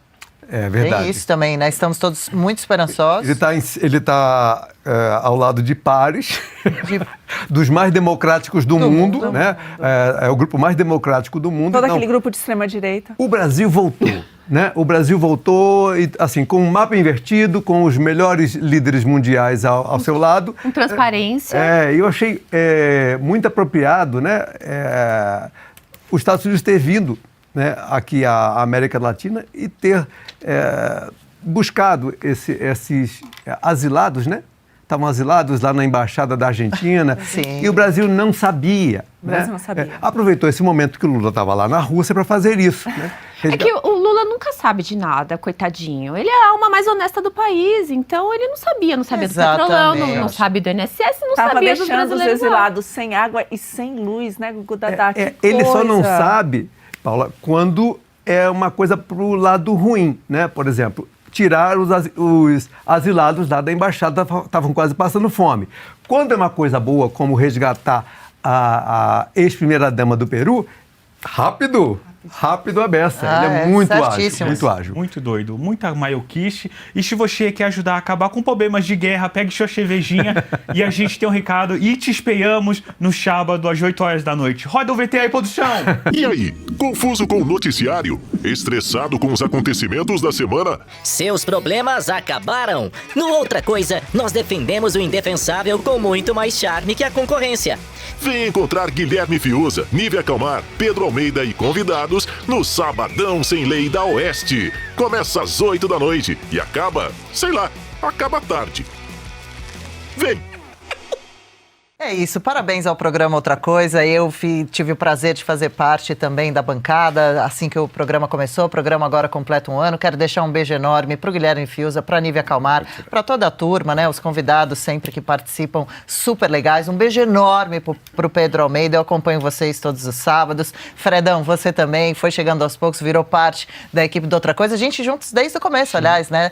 Como esse repórter, né? Quando o programa coloca o óculos, faz essa tiração de sarro com ironia, né? Uma forma da gente protestar, né? Também se manifestar. Parabéns pelo sucesso de vocês, viu? Todos os sábados, então, Outra Coisa, a partir das 8 da noite, aqui no YouTube da Revista Oeste. Valeu por ter vindo, por brincar, por mostrar um lado do Pedro também, que a gente adora. Te admiro demais. Até uma próxima. Volte, viu? Obrigado pelo convite. E assim, você sabe, né? Assoviou, eu tô aqui. Obrigado, foi um prazer estar aqui com vocês.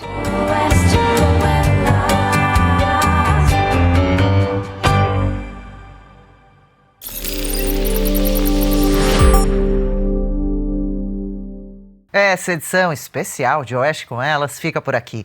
Muito obrigada pela sua companhia e até a próxima!